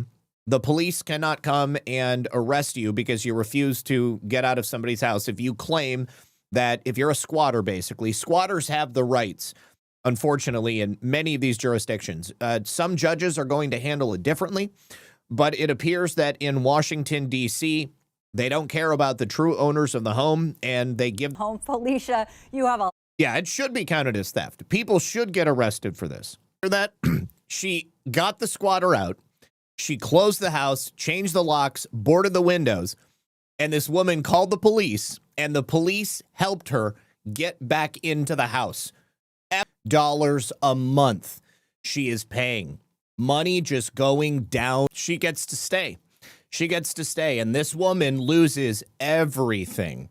I'll follow up on this once we get a little bit more information about it. Let me say thank you to Make Sense to Me, too. $5 accepted, 5 for me, and someone that can't afford to donate. Thank you so much. I really do appreciate it. Also, Lee Walden says, imagine if someone smelled a gas leak at the house. Yeah, I bet you she'd get out real quick. PJ Car 17 over on Pilled says, free Tina Peters now. Amen. Absolutely right there with you. Now, also, we have now heard from the jury pool that refused to indict the former DOJ lawyer who assaulted a federal officer in Washington, D.C. You might remember this loser here in the pink polo and the and the khaki shorts, who earlier this year threw a sandwich at federal authorities. This is another travesty of justice, and it underscores just how badly foobarred our system is. It's not just the judges, it's also jurors who refuse to accept the laws that are on the books. When the laws go against you, people they don't like, of course they're going to be enforced strictly. Then nobody is above the law. But in this instance, this man in a salmon-colored shirt who was caught on video throwing his Subway sandwich at a federal officer in D.C. over the summer is not someone that the jurors believe should be indicted.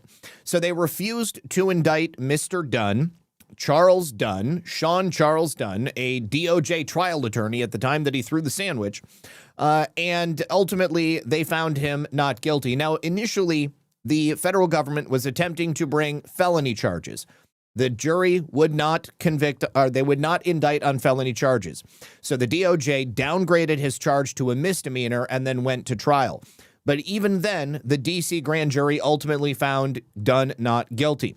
Now, during the trial, Dunn's legal team claimed their client threw the sandwich to protest President Trump's deployment of the National Guard into D.C., stating that the attack was not violent.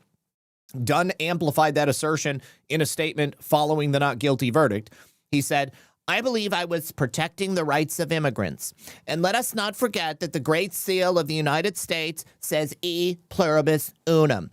That means from many, one. Every life matters, unless it's a black baby in its mother's stomach. No matter where you come from, no matter how you got here, no matter how you identify, you have the right to live a life that is free. So many of these jurors revealed their reactions throughout the trial and the silly reason they exonerated Dunn. One juror said that many in the courtroom had trouble keeping a straight face during the proceedings, with many of them laughing. He added the case had no standing in their view because it was just a sandwich. I mean, the juror said it was a thrown sandwich. Another juror added that Dunn supposedly knew that throwing the sandwich would not harm the officer. I thought we'd be out of there so quickly. This case has no grounding. That is not a legal term. He threw a sandwich at the agent because he knew it wouldn't hurt, the second juror stated. A reasonable person wouldn't think a sandwich is a weapon. It seemed to me like an open and close type of thing, a third juror said. It was kind of ridiculous. But what is actually ridiculous is that these jurors are in willful ignorance of the law. You throw any object at a law enforcement official, doesn't matter if it's a sandwich or a brick, that is something that clearly constitutes assault. Moreover, there could have been a more harmful object wrapped inside that sandwich bag. Could have been a knife, could have been a brick, could have been anything, and someone could have been seriously harmed. The reactions from these jurors give a very clear signal, in my opinion, why the D.C. circuit needs to be abolished, because the people who are living there are completely and utterly brainwashed. If it is something that they dislike, they will find guilty and they will throw the book at you. But if it's something that they deem not to be worthy of prosecution, even if it is against the law, then they are simply going to allow it to stand. Well, it doesn't matter if it's far-left violence or illegal aliens engaging in illegal activity. They are happy to allow these people to get off. Now, one good piece of information that came out over the weekend is that the D.C. police chief is stepping down. This is, of course, in wake of her and her department having been found to massage the data surrounding murders and much, much more. Now, this was reported first by NBC4. They are out of Washington, D.C. The Metropolitan Police Chief Pamela Smith is stepping down after 2 years in office. Her last day will be December 31st. She was appointed in 2023. She is the first black woman to serve as the chief of the D.C. Police Department. She joined the MPD in 2022. She served as its chief equity officer. There, she led the department's efforts on DEI. She came in at a challenging time for our community, where there was significant urgency to reverse the crime trends our city was facing post-pandemic, D.C. Mayor Muriel Bowser said in her statement. Chief Smith dramatically drove down violent crime, drove down the homicide rate to its lowest levels in 8 years, and helped us restore a sense of safety and accountability in our neighborhoods. We are grateful for her service in D.C. The only problem is that she didn't actually drive down anything but the numbers they were recording. It was a very curious interpretation of the situation in D.C. by Mayor Muriel Bowser. Now, Smith also put out her own statement confirming her departure. She said, "I am deeply humbled, grateful, and appreciative of my time in the District of Columbia. Serving as chief of police has been the greatest honor of my career, and I want to extend my sincere thanks to Mayor Bowser for appointing me to this position and the D.C. Council for their steadfast support throughout my tenure. I am confident that the department is in a strong position and that their great work will continue, moving in a positive trajectory to combat crime and enhance public safety. Washington, D.C. is an extraordinary place to live, visit, and work, and I remain inspired by the resilience of this community." Now, of course, over the summer, President Trump announced that he was invoking Section 740 of the D.C. Home Rule Act that placed the Metropolitan Police Department under direct federal control, and it authorized the Secretary of War to deploy National Guard troops. Trump has also said that Attorney General Pam Bondi is actually taking command of the D.C. Metro Police. This move was immediately validated because crime actually did start to go down. Not only did it plummet, but Smith revealed her complete incompetence in a press conference when asked a simple question about the current chain of command. "Do you know what the chain of command is?" she was asked, and she said, "What does that mean?" That's what the chain of command is now? What does that mean? Well, is it Pam Bondi speaking to the mayor, speaking to you, or how does this work? So the executive order is... Okay. And we know how the chain of command works. The thing is that people on the left seem to be the only ones confused about what the chain of command is. Now, we've also gotten a statement from Alina Habba. It would appear that today she announced she is stepping down from her role as U.S. Attorney for the District of New Jersey after the Third Circuit Court of Appeals has disqualified her. She said that she will still serve in the Justice Department in another role. We don't exactly know what that's going to be yet. Bondi will seek further review of the Third Circuit's ruling, and there is always the possibility that this will be overturned by a higher court, and Alina Habba will become, once again, the U.S. Attorney for the District of New Jersey. For 4 years, I fought lawfare aimed at President Trump and against politics infecting our judicial system, Habba said. What these obstructionists misunderstood is that my loyalty is not to politics, a title, or a zip code. It is to this great country. As a result of the Third Circuit's ruling and to protect the stability and integrity of the office, which I love, I have decided to step down in my role as U.S. Attorney for the District of New Jersey, but do not mistake compliance for surrender. This decision will not weaken the Justice Department, and it will not weaken me. My fight will now stretch across the country. As we wait for further review of the court's ruling, I will continue to serve the Department of Justice as the senior advisor to the Attorney General for U.S. attorneys. In August, U.S. District Judge Matthew Brann, an Obama appointee, said Alina Habba is not lawfully holding the office of U.S. Attorney. The Pennsylvania-based federal judge oversaw the challenge to Habba's authority because the judges in New Jersey had a conflict of interest after they ousted her from her position as interim U.S. Attorney. That group of federal judges over the summer declined to extend Habba's term as interim U.S. Attorney. as Hakeem Jeffries launched a pressure campaign to oust her. Habba had previously resigned as interim U.S. attorney and became acting U.S. attorney for New Jersey after that move by the judges. And now the Third Circuit Court of Appeals has upheld that ruling, finding that she was not serving in her position lawfully. Once again, the reign of Alina Habba in New Jersey is not yet over, and this is merely the next chapter in what is undoubtedly going to be a long and winding road. Sue Castellano says, if it was peanut butter sandwich and the agency was allergic, the agent was allergic and he went into anaphylactic shock, would that be a crime? Yes, it would certainly be a crime of greater proportion than simply throwing a ham sandwich from Subway. We also have word from President Trump. He has ordered RFK Jr. and HHS to fast-track review of the childhood vaccine schedule, demanding science-based revisions to be done so that we align with other nations.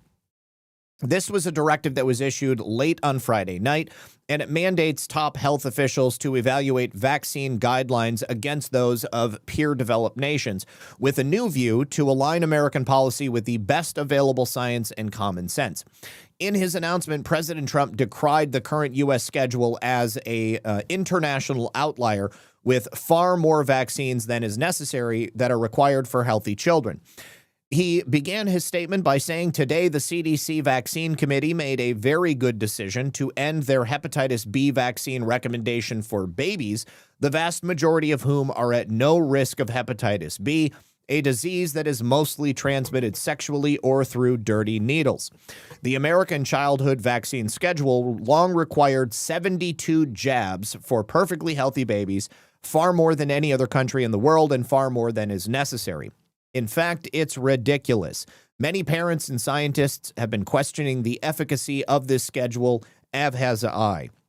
That is why I have just signed a presidential memorandum directing the Department of Health and Human Services to fast-track a comprehensive evaluation of vaccine schedules from other countries around the world and better align the U.S. vaccine schedule so it is finally rooted in the gold standard of science and common sense. Now, hold on, let me exit this view so that we can see it. Also, I am fully confident that Secretary Robert F. Kennedy Jr. and the CDC will get this done quickly and correctly for our nation's children. Thank you for your attention to this matter. Maha. And Robert F. Kennedy Jr. replied, thank you, Mr. President. We are on it. According to the memo, the number of vaccines recommended for all children in 2025 stands at 18 diseases, including COVID-19, totally unmatched by other countries. Nobody else does it like this. Peer-developed countries recommend fewer childhood vaccines. Denmark recommends vaccines for just 10 diseases with serious morbidity or mortality risks. Japan recommends vaccines for 14 diseases, and Germany recommends vaccines for 15 diseases. All of those, in my opinion, are far too many. Other current United States childhood vaccine recommendations also depart from the policies in other major developed countries. Study is warranted to ensure that Americans are receiving the best scientifically supported medical advice in the world. I hereby direct the Secretary of Health and Human Services and the Director of the CDC to review best practices from peer-developed countries for core childhood vaccine recommendations and all the scientific evidence that informs those best practices. If they determine that the best practices are superior to current domestic recommendations, update the United States core childhood vaccine schedule to align with such scientific evidence as the best practices from peer-developed countries while preserving access to vaccines currently available to Americans. Now, this move comes on the heels of a decision by a newly reconstituted vaccine advisory panel to rescind the Hep B vaccine, and the Advisory Committee on Immunization Practices approved a measure removing Hep B from the guidelines for infants under 2 months old. Here is Dr. Robert Malone discussing. Let's proceed to vote then. I'm going to call the roll. Dr. Pollack, vote on question 2, yea or nay, and whether you have COI. Raymond Pollack, I vote no, and no conflicts of interest. Dr. Stein. Catherine Stein, no conflicts of interest, and I abstain. Abstain. Dr. Levy. Retzef Levy, I vote yes, no conflicts of interest. Dr. Pebsworth. Vicki Pebsworth, no conflicts of interest. I vote yes. Dr. Malone, no COI, yay. Dr. Griffin. Dr. Griffin, no conflicts of interest. I vote yes. Dr. I have no conflict of interest. Strong no. Thank you, sir. Dr. Improve my behavior. Why would anybody vote for maintaining a vaccine, which you're only going to get from sexual transmission or sharing dirty needles, if you're a baby? It simply doesn't make any sense. Now, Nicholas Hulscher shared this. This is from when they decided to start giving babies the Hep B vaccine in 1991. You can see from this article right here, U.S. panel urges that all children be vaccinated for Hep B. If adults won't go for the shots, then give them to babies, they said. It is the first time the Immunization Practices Advisory Committee of the Public Health Service has recommended vaccinating children for a disease whose victims are almost always adults. Officials hoped that the 3 shots would give lifetime immunity against Hep B, and there was no way to be sure because the vaccine had only been around for 10 years. Surveys of healthcare workers showed that they underestimated their chances of getting hepatitis and rationalized not being vaccinated by saying they worried that the vaccine itself might be more risky than the chance they could get the disease. So they've known for a long time that not only was it virtually unnecessary for children to get this vaccine, it was probably dangerous. And yet they did it anyways because, of course, they had already put all that money into the vaccine. Now, the New York Times is suing the Pentagon because they're big mad that Pete Hegseth and the Pentagon has changed the guidelines for allowing so-called journalists to come in and set up shop. This sweeping lawsuit is accusing the Pentagon of violating the First and Fifth Amendments when they updated the Pentagon facility alternate credentials. The Times frames the rules as an attack on journalism itself. That framing is obviously inaccurate. The Department of War implemented a policy aimed at securing one of the most sensitive buildings in this nation, and the policy neither restricts publication nor bars legitimate reporting. All it does is establish some basic conditions for physical access to the Pentagon. These conditions, as we have already established, are lawful, reasonable. They're consistent with longstanding principles governing access to non-public government facilities. What the Times fails to acknowledge is that no journalist has a constitutional right to roam the Pentagon unescorted. Courts have been pretty clear for decades that facilities like the Pentagon are non-public forums that allows the government to impose reasonable access limits that protect security and operational integrity. What the Times is really upset about is that they're no longer able to simply roam the halls of the Pentagon, gaining access to classified or secret information so that they can then publish it in their fake news publications. Access to a place like the Pentagon can be either granted or denied based on compliance with the rules that govern the building. It cannot be demanded as if the First Amendment guarantees someone a permanent press badge. Now, the new Pentagon policy does not even regulate what the Times or any other publication can print, doesn't regulate what sources it can speak with or what stories they may pursue if they have access. All it regulates is whether or not a reporter can carry a credential that functions as a secure building pass. With this updated system, reporters that want access to Pentagon facilities have to acknowledge that the Pentagon, if they suspect these credentialed visitors are roaming the halls and soliciting or encouraging the unauthorized release of protected information, they're not going to be welcome there. They have to acknowledge that if they do gain access to the Pentagon, they're not going to do this. And all of the former mainstream media outlets that had access to the Pentagon refused to sign this new acknowledgement. Federal employees already face some pretty strict rules governing how classified and controlled unclassified information is handled. The Pentagon's policy simply reflects that reality. If a reporter wants special access inside a secure military headquarters, they cannot use that access to induce potential violations of federal disclosure rules. The standard does not restrict publication. It only applies to conduct inside an already restricted facility, stopping abuses of the access and the privilege itself. So the Times argues that prohibiting solicitation of unauthorized disclosures chills journalism. We know that it does not. The policy explicitly states that receiving unsolicited information and publishing that information remains protected. Reporters may continue reporting aggressively, including through the use of FOIA requests, off-site interviews, and anonymous sourcing. The Pentagon does not want to dictate the content or impose prior approval on publication.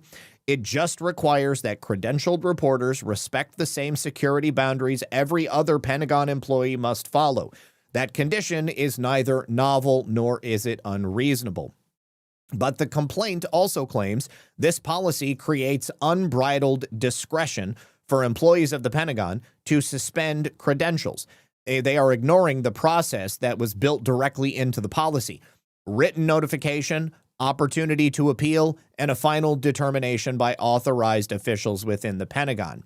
Legacy media outlets enjoyed far more discretion under the old norms at the Pentagon, where major national papers received PFACs while independent and conservative outlets remained excluded from access.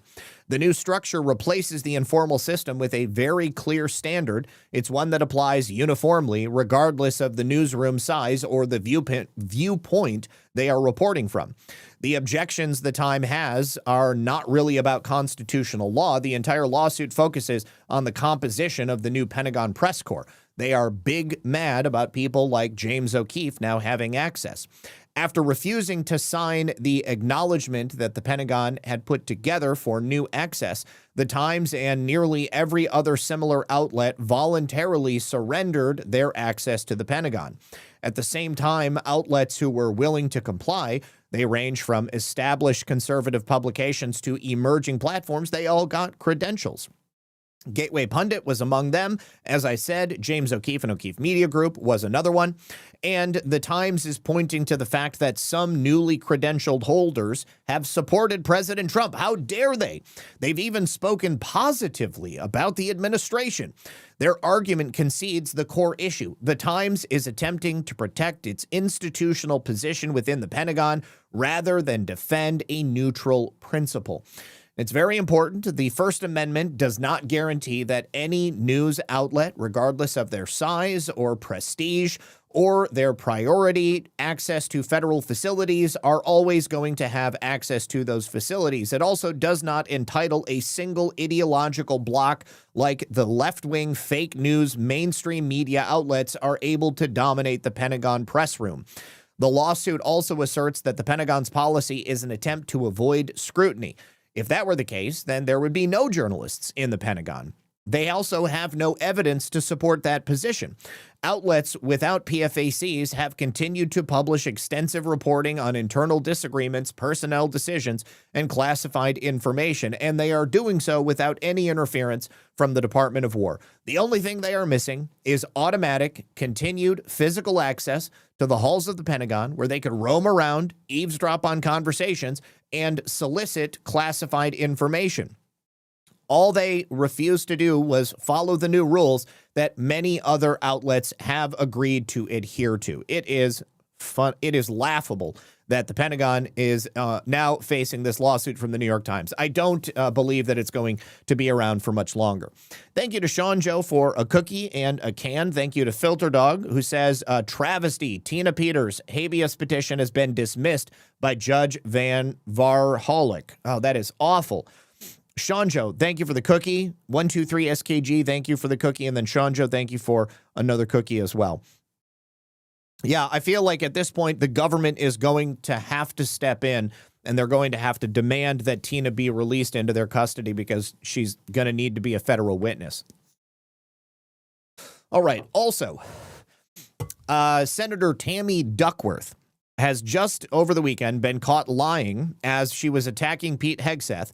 She, much like Pete Hegseth, also served in the military. She is accusing Pete Hegseth of murder and war crimes, even though, as far as I'm concerned, this latest narrative is dead in the water because it's already been shown that there was no war crime. There was no intention of committing acts of egregious war crimes. Tammy Duckworth claimed initially to have seen the video showing that the war crime was committed, but under repeated questioning by Dana Bash, she was forced to admit that there actually was not a video that she saw other than what was already released publicly. Just got to get past this real quick.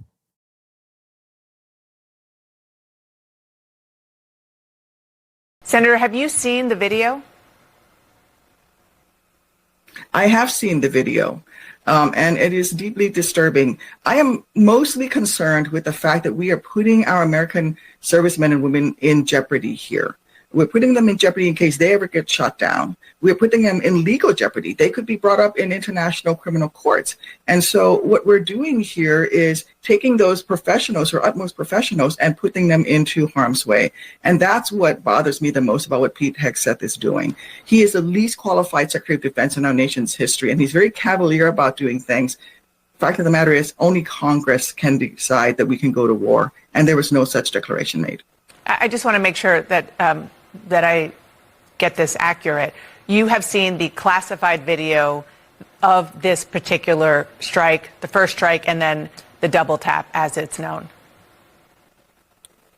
No, I've just seen what's been available in the media. Okay. I've read the full report, but I've not seen that. Okay, so very different. Tammy Duckworth is a liar. She is engaging in the same type of fake news astroturfing as everybody else on the left. There is no war crime. This is a dead issue. Now, this is a very odd statement. Mark Kelly is in real legal jeopardy, and he claims that his wife, Gabby Giffords, burst out laughing when he and she learned that he was being investigated by the Pentagon for the act of sedition that he engaged in when he and the Seditious Six produced this video seeking to interfere with the morale of the troops. When Pete Hegseth tweeted that he was going to prosecute me under the Uniform Code of Military Justice, I see this tweet, I take out my phone and I read it verbatim to Gabby. And by the second sentence, she starts laughing. She laughed and laughed. She laughed through the whole thing because she realizes two things. One, that guy's a joke.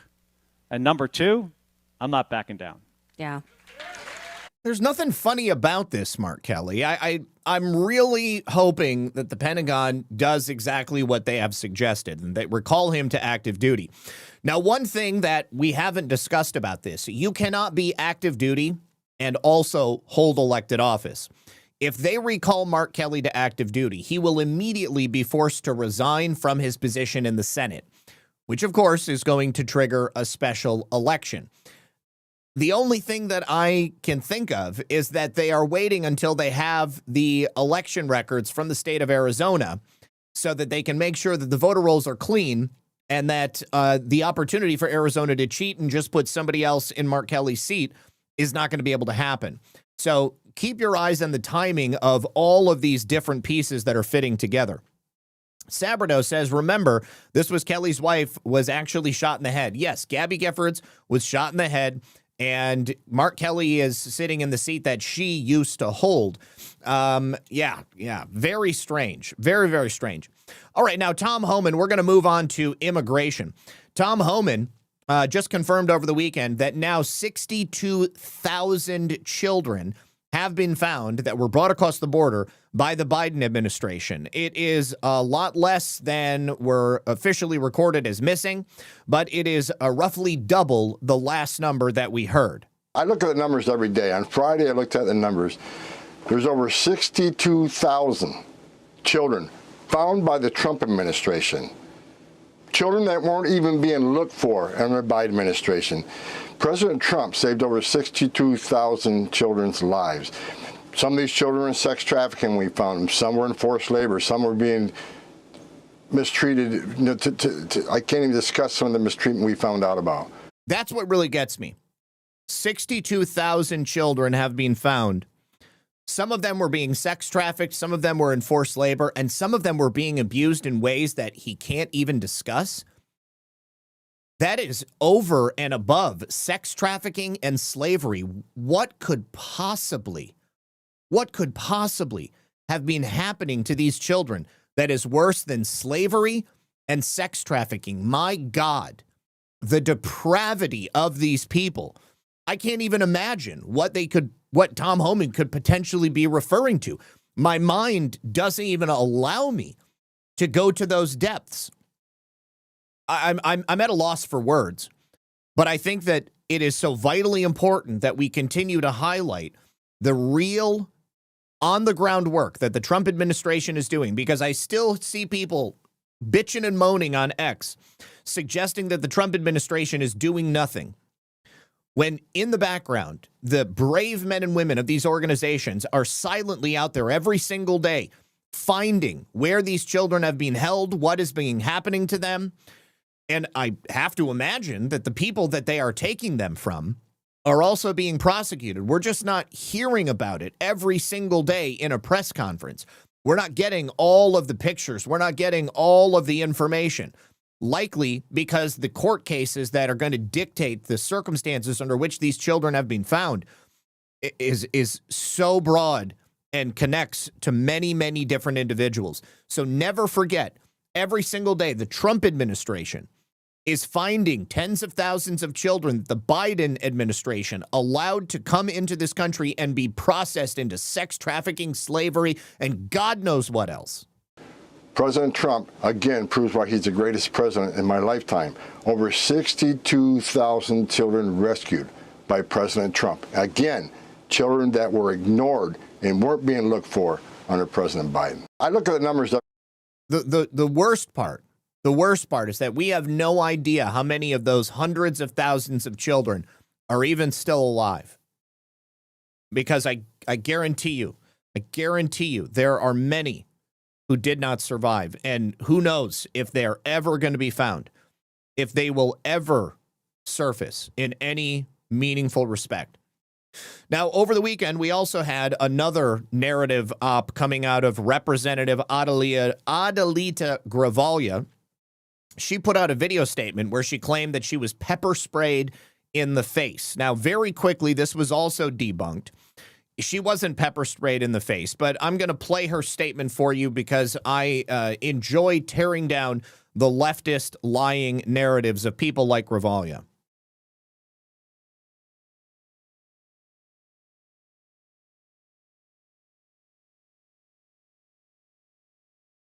Hi, it's Adelita Grijalva. We just came up on a community that was protecting their people. We had, I would say, maybe 40 ICE agents, most of them masked, in several vehicles that the community had stopped right here, right in the middle of the street. So she's admitting to interfering with the actions of federal law enforcement agents engaging in federally protected activity, arresting illegal aliens in this Arizona community. Because they were afraid that they were taking people without due process, without any kind of notice. And so I was here. This is like the restaurant I come to literally once a week, and was sprayed in the face by a very aggressive agent, pushed around by others when I literally was not being aggressive. I was asking for clarification, which is my right as a member of Congress. Okay, it's already been established exactly how the process for federal oversight by Congress is supposed to work. This is not it. She was being aggressive. The actual video of the events has been released. She definitely was not pepper sprayed. If anything, she was pepper balled indirectly in the cooch. And she was definitely being aggressive. The federal officers who were attempting to control the situation had asked her to leave on multiple occasions. Watch out, watch out. That's her right there. Put it down.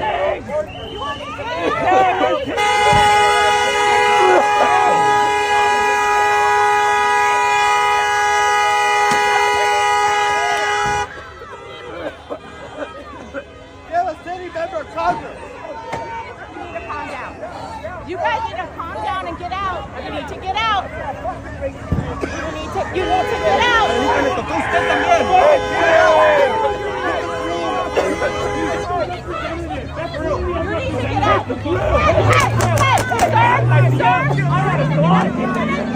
out of the way. Stop.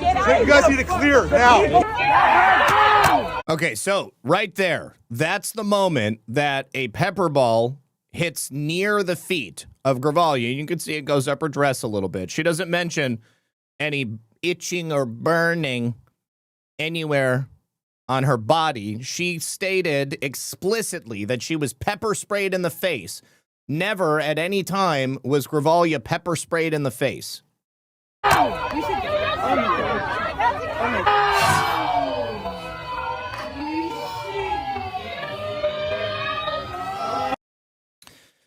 She was being a total Karen, and Katie Hobbs, the governor of Arizona, backed up her fake narrative. She said on X, "My administration is in touch with DHS to gather more information on this incident. Elected officials have the right to ask questions of federal agents in their community, and members of the public have a right to peacefully protest. I'm thankful for Tucson police for maintaining a calm and orderly presence in this situation. I will continue working to ensure that there is order and security in our neighborhoods." Well, there isn't order and security in neighborhoods when people like Gravalia and radical left-wing protesters are out there actively interfering with the actions of federal law enforcement agents who are working to keep the people of your community safe, rounding up the worst of the worst, the people who are directly breaking the law, who are convicted felons, who already have permanent orders of removal. Now, you may remember the mother of Caroline Levitt's nephew was recently arrested and brought into ICE detention. She is a Brazilian native, Bruna Ferreira. She is the mother of Caroline Levitt's nephew.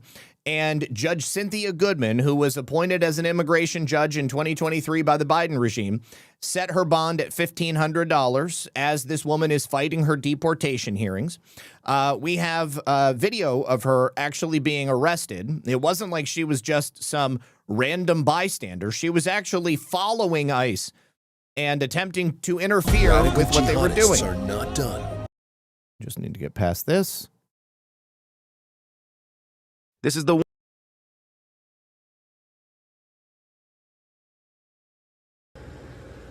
Okay, there's her car.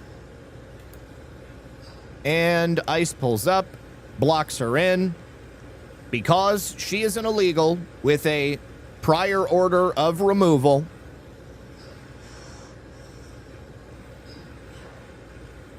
So this judge set Ferreira's bond at the lowest possible amount. One of the lawyers for Ferreira said that the U.S. government's characterization of her as a criminal illegal alien is both unfair and untrue. Now, the White House said in a statement that Ferreira has not spoken to Caroline Levitt in years. Ferreira has never lived with her son.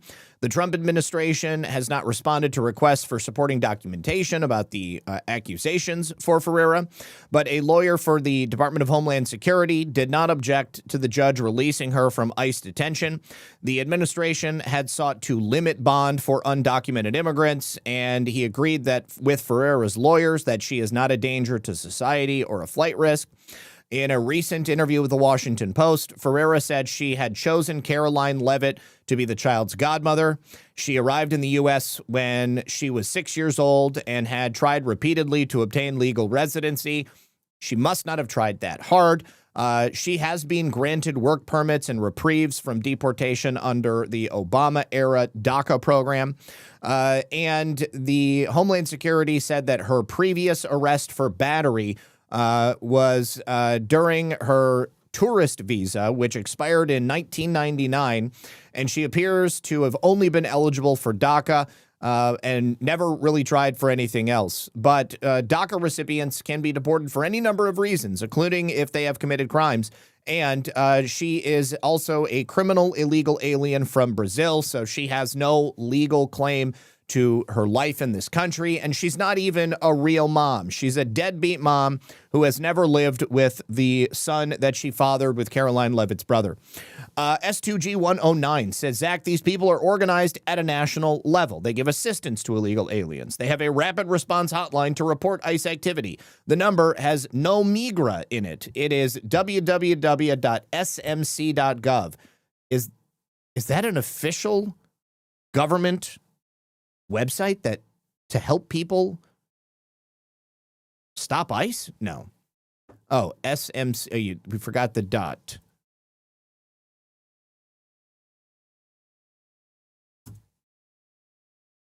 SMC.gov is not a website that's coming up. So if you can put the website that you're trying to send me, I will pull that up. But thank you for that. And yes, I am fully aware these people are well organized. There is a lot of money in this trying to stop people. Now listen to this. Someone in Maine called and spoke with a member of the Lewiston, Maine DMV. It turns out that there is a major loophole in the Maine state policy that allows illegal foreigners with virtually no verifiable documentation or English proficiency to achieve a Maine driver's license very, very easily.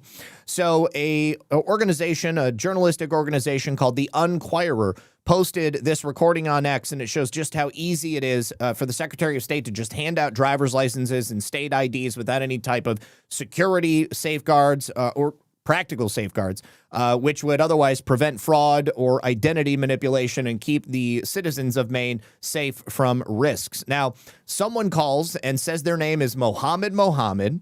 They are an illegal foreign national from Somalia. They speak no English, and they previously killed a person while driving in their home country. And the person, the staffer at the Lewiston DMV, basically walks them through how to make sure they can still get a driver's license. Take a listen to this. Okay, so as long as he brought his birth certificate from Africa, he'll be okay to get his driver's license?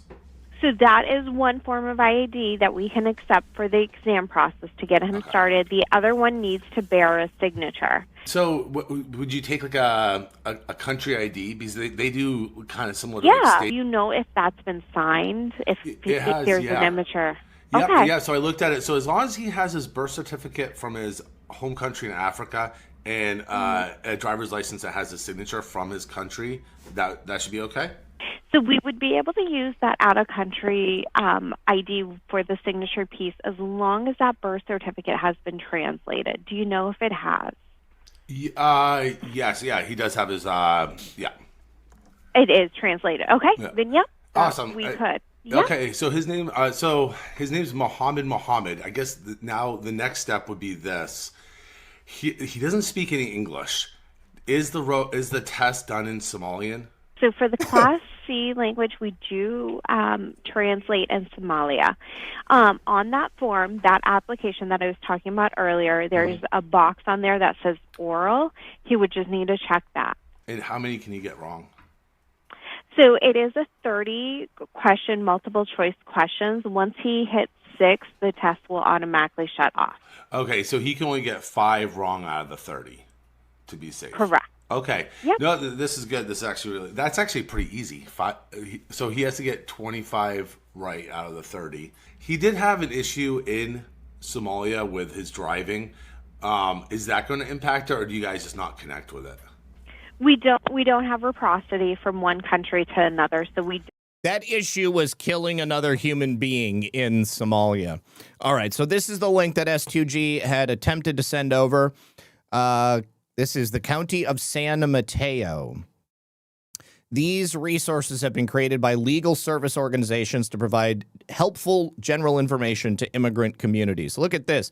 So this is from the County of San Mateo, California, telling illegal immigrants how they can essentially avoid having to have any contact with ICE. You do not open the door if an immigration agent is knocking. Do not answer any questions. Do not sign anything. If you are outside your home, ask the agent if you are free to leave, and if they say yes, leave calmly. Give this card to the agent. If you are inside your home, show the card through the window. Rapid response hotline. This is effed. Now, this actually dovetails with a story we're going to discuss in just a moment, so I'll leave that up. Now, take a listen to this. In Maine, a Somali clan has now placed a murder bounty on a journalist for sharing reports of the Maine Somali community committing acts of fraud. It sounds totally insane, but it's real. So this is coming from the Robinson Report. Clan members of a Somali American refugee with deep ties to the main Democrat Party have begun threatening a Somali-based media outlet for sharing investigative reporting, which was originally produced by the Main Wire and the Robinson Report. So relatives of Gateway Community Services CEO Abdullahi Ali even appear to have placed a bounty on the head of journalists behind Jubaland Media. Those threats and apparent murder bounties were made on Facebook after the outlet shared a Somali language version of investigative reports detailing whistleblower allegations and state audit filings, which showed that this Somali-run migrant agency had overbilled Medicare in Maine by nearly $800,000 from January of 2017 to December of 2018. What has happened in the intervening 7 years? Gateway Community Services is the migrant agency that Mr. Ali founded in 2014. He has billed the state of Maine roughly $5 million per year for Maine care services, while simultaneously receiving hundreds of thousands of dollars in no-bid contracts from the administration of Janet Mills. And here is Mr. Ali with Governor Janet Mills right there. Records obtained under Freedom of Access Act show that the Gateway Community Services was audited by Republican Governor Paul LePage and found to have overbilled Maine Care by nearly $800,000 in that 1 year. Records show Ali has not repaid the debt as of 2025. You've got all of the records downloaded right there. Neither Ali nor Gateway has ever responded to inquiries about the overbilling. Jubaland Media sharing the Newsmax segment featuring this reporter. After that, Ali took to X to call the Main Wire racist and hateful. I saw a recent Newsmax clip featuring a segment from the racist and hateful Main Wire. I make no apologies for building a successful business in Maine, working hard to earn a living, earning my PhD, giving back to my Maine community, and running for office. Now, here are the threats. So the authors of the threats included Abdi Najib Abdullahi and Ayanalai Abdullahi Aden, both of whom are relatives of the CEO of Gateway Community Services, Abdullahi Ali. The threats were published Friday in a series of Somali-language Facebook posts that targeted Jubaland Media and attempted to dox the journalist who controls the account. We are opting not to name the journalist. Abdi Najib Abdullahi is the eldest son of Ali, the CEO of Gateway, and the other Abdullahi Aden is a second cousin to Ali, according to Somali American refugee Abdi Iftin, a Maine resident and recent guest on the Robinson Report. Iftin highlighted that the threats were made in a TikTok post, which was subsequently shared by the Jubaland Media Facebook page. In addition, Abdi Najib Abdullahi, the CEO's son, cites on his Facebook page that he works for Boundless Media, a company incorporated in Maine by his father, using the same address as Gateway. You can see here is his Facebook page. There's all of his information. In the Facebook post, we have it translated to English. Here's the reporter who insults the honored politician Abdullahi Ali. His name is Mohammed Somali. We will not let you escape with this excuse that you were high when you insulted the politician. There are some plants you should never eat. The line, there are some plants you should never eat, is a Somali idiom or figure of speech that is regarded as a threat, akin to saying there are some people one shouldn't mess with or insult. In a comment on that post, Aden, Ali's second cousin, added, "We'll pay 50 shilling for each person to kill the man." Aden reiterated the threat in a second comment, stating, "Kill this man, worth 50 shilling for each person involved." Absolutely insane. They've got murder bounties out, and it just keeps going. There are whistleblowers who have come forward to talk about the illegal activity these people are involved in. Here is a report showing that the taxpayer-funded NGO run by this guy also was given a $400 million grant from opioid settlement money from the government of Janet Mills, even though they were involved in overbilling 1 year for almost $1 million. The government of Maine still continued to give them money. We've also got ICE raids that are happening all over Minnesota. It's no longer just in the Twin Cities area. The ICE raids are apparently happening all across the entire state. And we do have video of ICE raids taking place. Here we go. Got a camera. Run!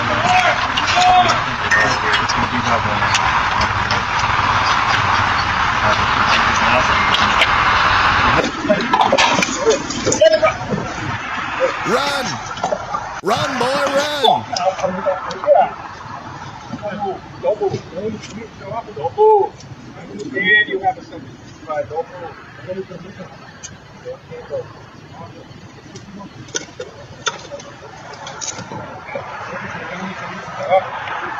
She ran inside. All right, so Katie Davis Court writes, ICE agents captured several illegal alien Somalis in Somaliland, Minnesota on Saturday. Democrat politicians are claiming ICE kidnapped innocent members of the community. Sources tell me the targets were apprehended on warrants. A male subject allegedly assaulted officers but was successfully apprehended. A previously deported female subject fled into a house, which ultimately resulted in her apprehension and several collateral arrests, sources have said. Continue the good work, my friends of ICE. Now, remember last week I brought you that video of the young man saying that Minnesota was promised to the Somalians 3,000 years ago. Apparently, he's not an isolated individual. These are actually long-standing and widespread beliefs among the Somali community in Minnesota. Here is another individual who also makes the claim that Somalians were promised Minnesota 3,000 years ago. So facts are coming out now that Minnesota was promised to the Somalis. And that was 3,000 years ago. Those are facts. Facts don't care about your feelings. Doesn't matter to us. But one of the things that many people don't know is that the name of the lake that is so-called Lake Calhoun or Bede Makaska is actually derivative of a Somali phrase, which is Bade Makasikahai, which means Badeda, my body of water. Makasikahai, I will never move away from there. Maka, which means not. Siko, which means to scooch or move. Makasikahai. Badeda Kamasikanai. Badeda Makatakayo. That's my body of water. And this shows you that Somalis have been long ingrained in that land as is promised to us 3,000 years ago. Total bullshit, garbage, absolutely insane. Now, over the weekend, Scott Paine appeared on CBS's Face the Nation, and he was discussing the Treasury Department's proactive probing of the massive fraud that has been exposed very recently in Minnesota. Not only that, but more intentionally, its ties to terrorism. We know about the $1 billion in taxpayer dollars. We also know that it's likely as high as $8 billion. Besant is also serving as the acting IRS commissioner. So he's got multiple roles, and he emphasized that the fraud was uncovered by the IRS Criminal Investigation Division, not uncovered by state officials. To be clear, the initial fraud that was discovered by the IRS, for which I'm the acting commissioner, it was discovered by our criminal investigation unit. This was not endogenous for the state of Minnesota to decide. We had to go in and clean up the mess for them. This is part of the continued cleanup. A lot of money has been transferred from the individuals who committed this fraud, including those who donated to the governor, to Representative Omar, and to A.G. Ellison. They have been transferred to something called MBSs. That is a money bureau service, and they are wire transfer organizations that are outside the regulated banking system. Some of that money has gone overseas, and we are tracking that both to the Middle East and to Somalia to see what the uses of that money have been. Margaret Brennan asked him, but you have no evidence of that money being used to fuel terrorism at this point. Which is what some conservative writers are alleging. He said, that's why it's an investigation. We started it last week. We'll see where it goes. The scheme centered around the Feeding Our Future program. They siphoned off approximately $250 million in taxpayer money, and then you add in all of the other various aspects of fraud. That's how you get to the $1 billion. Besant didn't mince words for the broader implications. He said, when you come to this country, you got to learn which side of the road to drive on. You got to learn to stop at stop signs, and you got to learn not to defraud the American people. A valuable lesson that I think they are going to wish they had heeded sooner. Now, we also have a case of a Somalian police officer in Minneapolis who has now just been charged with wage theft. A Minneapolis Police Department crime prevention specialist is accused of charging 81 hours of overtime at the same time working a second job for the University of Minnesota Police. 36-year-old Rashid Ali is charged with theft by swindle and no longer works at MPD. The criminal complaint says he never reported his second job as a cultural liaison with the University of Minnesota Department of Public Safety to his primary employer, MPD, as would be required. Besides the alleged double billing, he's accused of claiming to attend 17 hours of neighborhood association meetings on duty that never happened. The dollar amount for the alleged theft by swindle is just over $5,600. I'm Lou Ragoose. So not a ton of money, but still every dollar counts. Now, what's interesting is that Ilhan Omar, as she continues to make a case for why President Trump is obsessed with her, she's also made the case that it was actually her who alerted authorities to the fraud that was discovered in Minnesota. That never actually happened. And Ilhan Omar is merely trying to reduce her own liability in this case.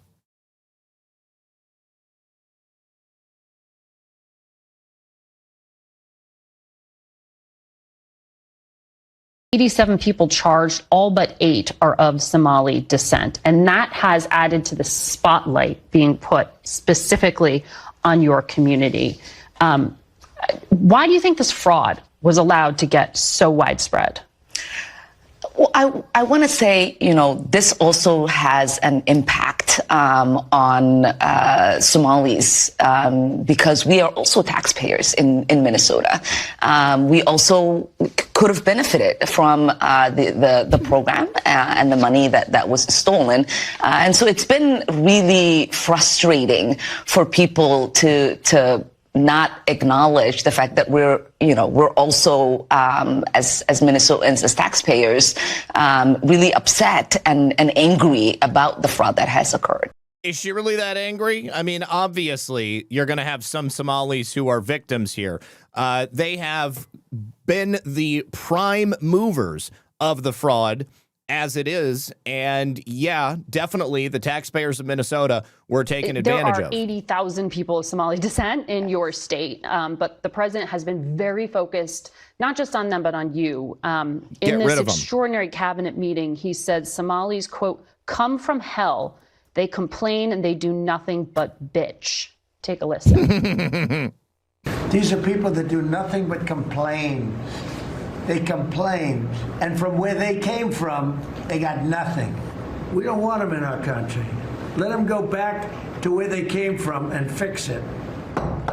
Thank you very much. Go back where you came from. That knocking is vehement agreement from his cabinet members there. I just wonder what the reaction is in your district to have that from the highest office in the land.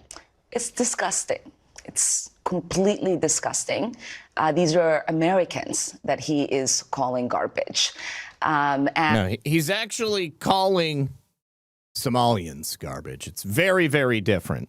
All right, we're going to go through these final thank yous. But before we do, I have one final message from our friends over here on Rumble and Elohi Trim. You guys, if you or someone you know struggles with blood sugar and A1C, you need to hear this. It's well known that the expensive meds and popular shots that many people are taking have dangerous side effects. Creator's Bounty has developed the perfect alternative, an herbal supplement called Elohi Trim. Elohi Trim is a 100% natural formula that's proven to dramatically lower your blood sugar and A1C. It uses 7 healthy ingredients, no stimulants, and no junk. These are 7 ingredients that would cost you over $150 if you bought them all separately. But here is the best part. There are no bad side effects, only good ones. We're talking about sugar cravings being gone, inflammation reduced, and stable energy all day with 0 crashes. Seriously, most people are getting better results than they did on those harsh meds, but without any of the risk. An Elohi Trim is made in the USA at an FDA-registered facility. It's fully tested, and it's backed by a no-questions-asked 90-day money-back guarantee. The friendly folks at Creator's Bounty also offer fast and free shipping 5 days a week from Oklahoma. So use that QR code on screen, and you can get up to 50% off when you visit creatorsbounty.com/rumble. Thank you very much to them. And final thank yous over here on Pilled. Let me say thank you to Sean Joe for 2 cookies and a can. Thank you also for dropping a 3-month bronze tier subscription that was picked up by Judy the Lady Pug. Thank you to Hogleg71 for a cookie and a can, and Deplorable Farmer for a can as well. Thank you very, very much to everybody for watching here today. If you guys have not yet, please do me a favor, hit that like button, help us out by sharing the show, hit the red pill, hit the thumbs up, wherever it is, wherever you're watching. It would mean a lot. Tonight at 10:30, I'll be live with John over on Badlands Media for another episode of Baseless Conspiracies. We're going to be talking about Eyes Wide Shut, the final film from Stanley Kubrick. And final thank you over on Rumble. Thank you so much for the $20 Rumble rant. Wounds Are Us says these Somalians have an average IQ of 60. I think that's 68 is generous, but we'll go ahead and use it for the purposes of this rant.